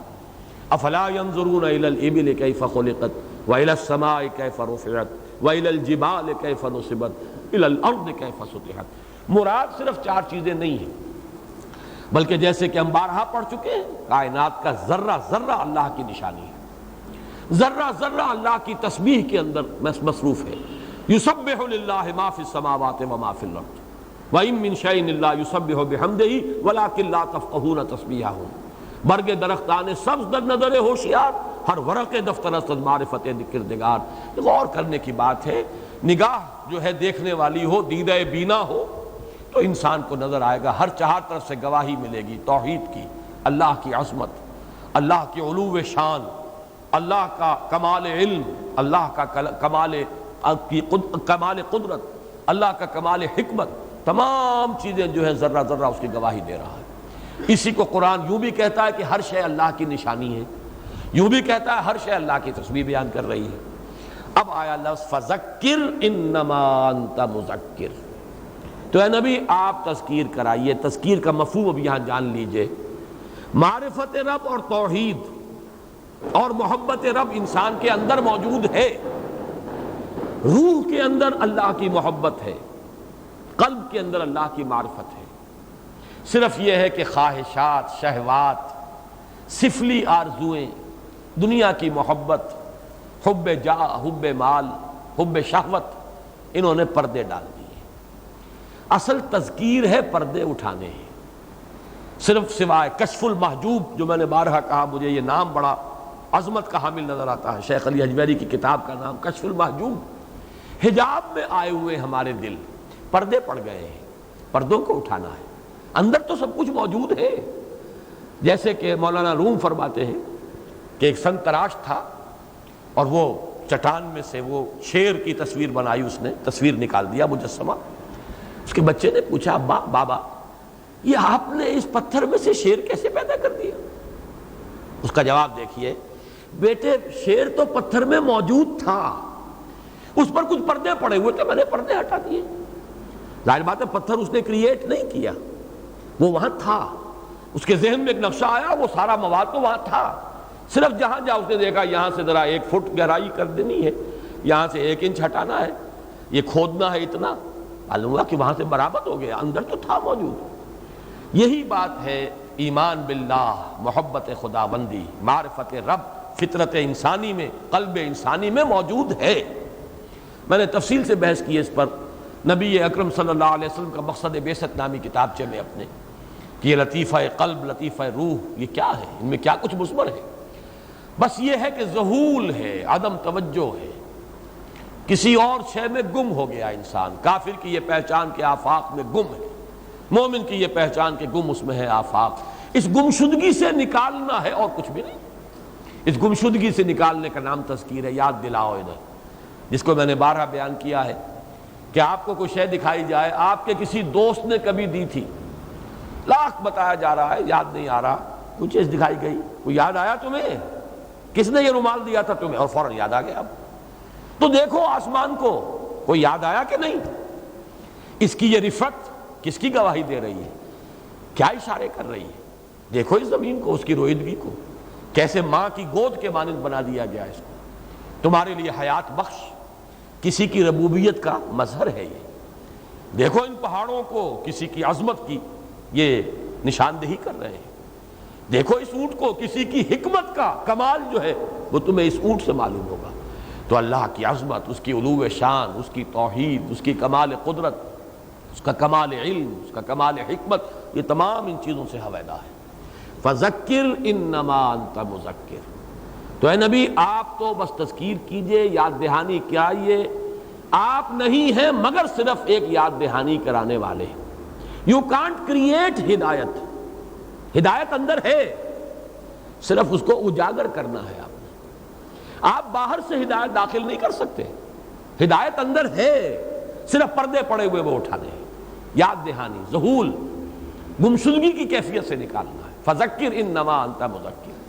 اور اگر کسی کی اندر کی وہ حس مر چکی ہے تو آپ کو کوئی اختیار حاصل نہیں ہے۔ انک لا تہدی من احببت ولکن اللہ یہدی من یشاء، یہ نہیں ہے کہ جس کو آپ چاہیں ہدایت دے دیں، یہ تو اللہ کا فیصلہ، جس کو چاہے ہدایت دے دیں، اس کا اختیار اس کا ہے۔ فذکر انما انت مذکر، میں نے کل آپ کو 4 چیزیں نوٹ کرائی تھی اس سورہ مبارکہ میں جو مشابہتیں ہیں، ان میں یہ 5ویں نوٹ کر لیجئے۔ پہلی تھی کہ اصل شہر فذکر، ذکر مشترک ہے ان دونوں صورتوں کے مابین، اور یہ تو گویا کہ وہ ڈور ہے جس میں یہ پروئی ہوئی ہیں۔ پھر الذی خلق فسوی، اس کی شرح یہ ہے افلا ينظرون الى الابل كيف خلقت والى السماء كيف رفعت والى الجبال كيف نصبت والى الارض كيف سطحت۔ پھر والآخرة خیر وابقى، اس کی شرح وہ ہے جنت والوں کا یہ حال ہوگا، ان نعمتوں میں ہوں گے، دوزخی جو ہیں وہ اس حالت میں ہوں گے۔ اور اس صورت میں آپ نے دیکھا 9 آیتیں آئی ہیں اہل جنت کے بارے میں اور 6 آیتیں آئی ہیں وہ اہل جہنم کے بارے میں، تو اس میں وہ رنگ غالب ہے والآخرۃ خیر وابقیٰ۔ چوتھی چیز یصلی النار الکبریٰ، سب سے بڑی آگ میں داخل ہوگا، اور یہاں اب آگے چل کر آ جائے گا فیعذبہ اللہ العذاب الاکبر۔ 5ویں شے یہ نوٹ کر لیجئے کہ یہ جو تبلیغ کے سلسلے میں فرمایا گیا فذکر ان نفعت الذکریٰ، یہی مضمون ہے جو آگے آ گیا ما انت انما انت مذکر لست علیہم بمسیطر۔ آپ تذکیر کیجئے اگر محسوس ہو کہ تذکیر کا فائدہ ہو رہا ہے۔ ایک تذکیر عام ہے وہ سب کو کرنی ہے، لیکن اس کے بعد دیکھیے جس کا میلان ہے، جس کا رجحان ہے، آپ اپنا وقت اس پر صرف کیجئے۔ انما انت مذکر لست علیہم بمسیطر، آپ کو ان پر داروغہ نہیں ہے۔ لست علیہم بمسیطر، اس کا ترجمہ کیا گیا ہے، امام راضی نے بھی کیا ہے ترجمانی۔ مسیطر اے متسلط، یعنی مسلط ہو جانے کی طاقت آپ میں ہم نے دے رکھی کہ مسلط ہو جائیں کسی کے اوپر، سوار ہو جائیں کسی کے سر پر، لازماً اس کے اندر جو ہے ہدایت اتار دیں۔ یہ نہ آپ کا فرض منصبی ہے، نہ آپ کی ذمہ داری ہے، نہ اس کی استعداد یا استطاعت یا قدرت ہم نے آپ کو عطا کی۔ فذکر انما انت مذکر لست علیہم بمسیطر۔ یہاں ذرا آپ نوٹ کیجئے، یہ صاد سے اگر لکھا جاتا ہے لیکن اوپر چھوٹا سا سین بنا ہوتا ہے، اصل میں اس کا مادہ جو ہے سین طا را ہے، سطر، جیسے کہ وکتاب مسطور، اور مسیطر یہ آیا بھی ہے سین کے ساتھ قرآن مجید میں دوسری صورت میں، سورۃ طور میں، ام عندہم خزائن ربک ام ہم المسیطرون، وہاں سین کے ساتھ ہے، صاد کے ساتھ نہیں۔ کیا وجہ ہے کہ یہاں صاد سے ہے لیکن اوپر سین لگایا؟ یہ بڑا اہم نقطہ ہے قرآن مجید کے بارے میں، نوٹ کر لیجئے۔ مصحف عثمانی، حضرت عثمان رضی اللہ تعالی عنہ نے جو آفیشل ورشنز تیار کیے قرآن کے، یہ میں سورہ قیامہ میں تفصیل سے بیان کر چکا ہوں۔ حضور کے زمانے میں کتاب کی صورت میں قرآن جمع نہیں تھا، سینوں میں جمع تھا قراء کے، صحابہ کرام کے، لیکن کتابی شکل میں مابین الدفتین جمع نہیں تھا۔ حضرت ابوبکر نے اسے کتابی شکل میں جمع کیا، لیکن اس کے بعد بھی لہجے مختلف تھے، لہذا اس کے لکھنے میں لوگوں نے مختلف لہجوں کے مطابق لکھنا شروع کر دیا۔ حضرت عثمان نے پھر ایک رسم پر، ایک رسم الخط پر جمع کیا ہے پوری امت کو۔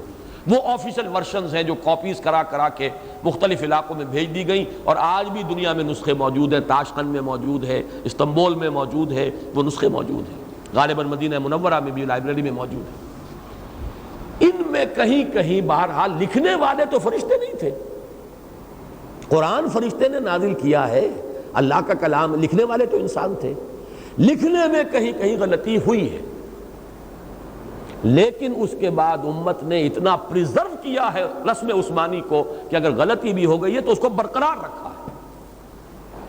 آپ نے کئی جگہ دیکھا ہوگا کہیں الف لگا ہوا، اس کے اوپر چھوٹا سا ایک دائرہ، کہ یہ الف حقیقت میں اس کو نہیں پڑھا جائے گا، یہ یہاں مراد نہیں ہے، لیکن اس وقت لکھنے والوں نے لکھ دیے تھے۔ اسی طریقے سے یہ مسیطر جو اصل میں سین سے ہے، یہاں لکھا گیا صاد سے، اب صاد ہی سے رہے گا تا قیام قیامت۔ یہ رسم عثمانی ہے، اس لیے کہ اس میں ذرا سی آپ نے کوئی اصلاح کر دی تو اس کے معنی یہ ہوں گے کہ پھر وہ فرق ہو جائے گا۔ رسم عثمانی جس پر کہ امت جمع ہے، آج پوری دنیا میں ایک ہی رسم ہے، رسم عثمانی ہے، اور اس پر سعودی عرب کی حکومت نے اس دور میں بڑی محنت کی ہے۔ اس کی وجہ یہ ہے کہ مختلف جگہوں پر کتابت میں لوگوں نے جو سہل انگاری سے کام لیا تو مختلف طریقوں پر لکھنا شروع کر دیا۔ اس سے اندیشہ ہو رہا تھا کہ قرآن مجید کا یہ ٹیکسٹ جو ہے رسم الخط، کہیں اس کا فرق اتنا نہ ہو جائے۔ اور ایک دفعہ تو یہ بھی اطلاع ملی تھی کہ اسرائیل نے بڑی تعداد میں مسح شدہ اور تحریر شدہ نسخے شائع کر کے دنیا میں پھیلائے۔ تو ایک تو پھر محنت کی ہے مصریوں نے، اس کا کریڈٹ انہیں جاتا ہے، کہ انہوں نے جو مشہور قراتیں ہیں ان پر پورے قرآن کے ٹیپس ریکارڈ کرا دیے، جو نہایت ماہر قاری تھے۔ محمود خلیل حسنی کا موجود ہے اور قاری عبدالباسط محمد عبدالصمد کا موجود ہے، تاکہ یہ ٹیپس جو ہے یہ آفیشل ورشنز ہیں، یہ ہے قرات کے ورشن۔ اور دوسری جو ہے یہ سعادت حاصل ہوئی ہے اس سعودی حکومت کو، ویسے یہ کہ اور جو خرابیاں ہیں وہ اپنی جگہ پر، لیکن جو نیک کام انہوں نے کیے اس کو تسلیم کرنا چاہیے۔ بہت بڑے خرچ سے انہوں نے یہ قرآن فاؤنڈیشن بنایا، اور کروڑ بلکہ میں سمجھتا ہوں بلینز آف ڈالرز کا یہ منصوبہ تھا، جس میں کہ بڑی محنت سے انہوں نے وہ رسم عثمانی کے حوالے سے یہ قرآن مجید جو ہے شائع کیا ہے، اور ان تمام قرآن مجید کے نسخوں کو تلف کر دیا، اور پھر ان کی درآمد پر پابندی لگا دی ہے، جو اس کتابت کے اس انداز پر نہ ہو کہ جو مصحف عثمانی کا آفیشل ورشن۔ اس میں یہ نوٹ کر لیجئے کہ اگر وہاں کوئی لکھنے والے سے، جو انسان تھے بہرحال، اگر ان سے کہیں کتابت کے دوران کوئی اگر غلطی بھی ہو گئی ہے تو وہ بھی آج تک پریزروڈ ہے۔ یہ کوئی شخص نہیں کہہ سکتا کہ حضرت عثمان رضی اللہ تعالیٰ عنہ نے جو مصحف جس پر پوری امت کو جمع کیا تھا وہ آج دنیا میں نہیں ہے، بلکہ حقیقت میں وہی ہے کہ جو پوری دنیا میں پھیلا ہوا ہے۔ الا من تولا وکفر، یہ الا جو ہے اس کو استثناء منقطع کہتے ہیں، یعنی یہ استثناء اس معنی میں نہیں ہے سوائے اس کے معنی میں نہیں، مگر الا من تولا وکفر، مگر جو پیٹھ موڑے گا، روگردانی کرے گا، کفر کرے گا، فیعذبہ اللہ العذاب الاکبر، اس کو تو اللہ عذاب دے گا سب سے بڑا عذاب۔ اب یہاں مجھے وضاحت کرنے کی ضرورت نہیں ہے، سورۃ الاعلیٰ میں آ چکا، سب سے بڑا کیوں؟ اس لیے کہ مذکر ہو محمد صلی اللہ علیہ وسلم، اور تذکیر کی جا رہی ہو کلام الہی کے ذریعے سے، آیات ربانی کے ذریعے سے۔ اب جو بھی اعراض کر رہا ہے، اب بھی جو تولا و کفر کا طرز عمل اختیار کیا، وہ اشقا ہے، وہ نار الکبریٰ جو ہے وہ اس کا جو ہے بنے گی انجام، اور عذاب الاکبر کا وہ مستحق ہے، فیعذبہ اللہ العذاب الاکبر۔ اب یہاں پر یہ ہے اللہ تعالیٰ کے کلام کا اعجاز کہ قوافی اور فواصل بھی مل رہے ہیں، لیکن یہ ہے کہ یہ مطلب نہیں ہے کہ صرف اس کی وجہ سے یہ اکبر کہہ دیا گیا، بلکہ مانن بھی وہ بات بالکل صحیح ہے۔ وہاں پر کبرا کا لفظ آ گیا، نار چونکہ مؤنث ہے کبرا، وہاں پر وہ قوافی یا فواصل جو ہے سورہ اعلیٰ کے ان کے ساتھ اب آہنگی ہو گئی۔ یہاں یہ ہے عذاب کا لفظ آیا، وہ مذکر ہے عذاب الاکبر، اس میں جو اس صورت کے اندر آ رہے ہیں، جو یہاں پر جو فواصل تھے ان کے ساتھ سازگاری ہو گئی۔ ان الینا ایابہم، ان کو بالآخر ہماری ہی طرف لوٹ کر آنا ہے۔ اس میں ہے وہ تسلی اور تشفی حضور کے لیے اور حضور کے ساتھیوں کے لیے۔ گھبراؤ نہیں، یہ جائیں گے کہاں؟ یہاں اس کا تعلق جوڑ لیجئے سورہ طارق کی آخری آیت سے، فَمَحِّلِ الْكَافِرِينَ أَمْهِلْهُمْ رُوَيْدًا، اے نبی مہلت دیجئے، اے مسلمانوں ابھی ذرا ان کو ڈھیل دو، وقت دو، ابھی ہم انہیں نہیں پکڑیں گے، ابھی تو یہ دعوت کا پودا جو ہے ابھی صرف ظاہر ہوا ہے، ابھی 2 پتے ہیں، کبھی یہ آم کا تناور درخت بنے گا، ابھی تو خوب ہمیں اس میں جو ہے مدھانی پھیرنی ہے اور اس کے اندر سے بلو کر مکھن نکالنا ہے، تم مایوس نہ ہو جاؤ، جلدی نہ کرو۔ فرمایا اِنَّ إِلَيْنَا إِيَابَهُمْ، پھر جائیں گے کہاں؟ آخر یہ تشویش تو کسی کو ہو کہ یہ میرے قبضے سے نکل نہ بھاگے، جسے یہ یقین ہے کہ اس کے لیے بھاگنے کی جگہ ہے ہی نہیں، آئے گا میرے پاس، اسے جلدی کی ضرورت کیا ہے؟ اِنَّ إِلَيْنَا إِيَابَهُمْ، یقیناً ہماری ہی طرف ان کا لوٹنا ہے، ثُمَّ إِنَّ عَلَيْنَا حِسَابَهُمْ، پھر ہم پر ہے ذمہ داری ان سے حساب لینے کی۔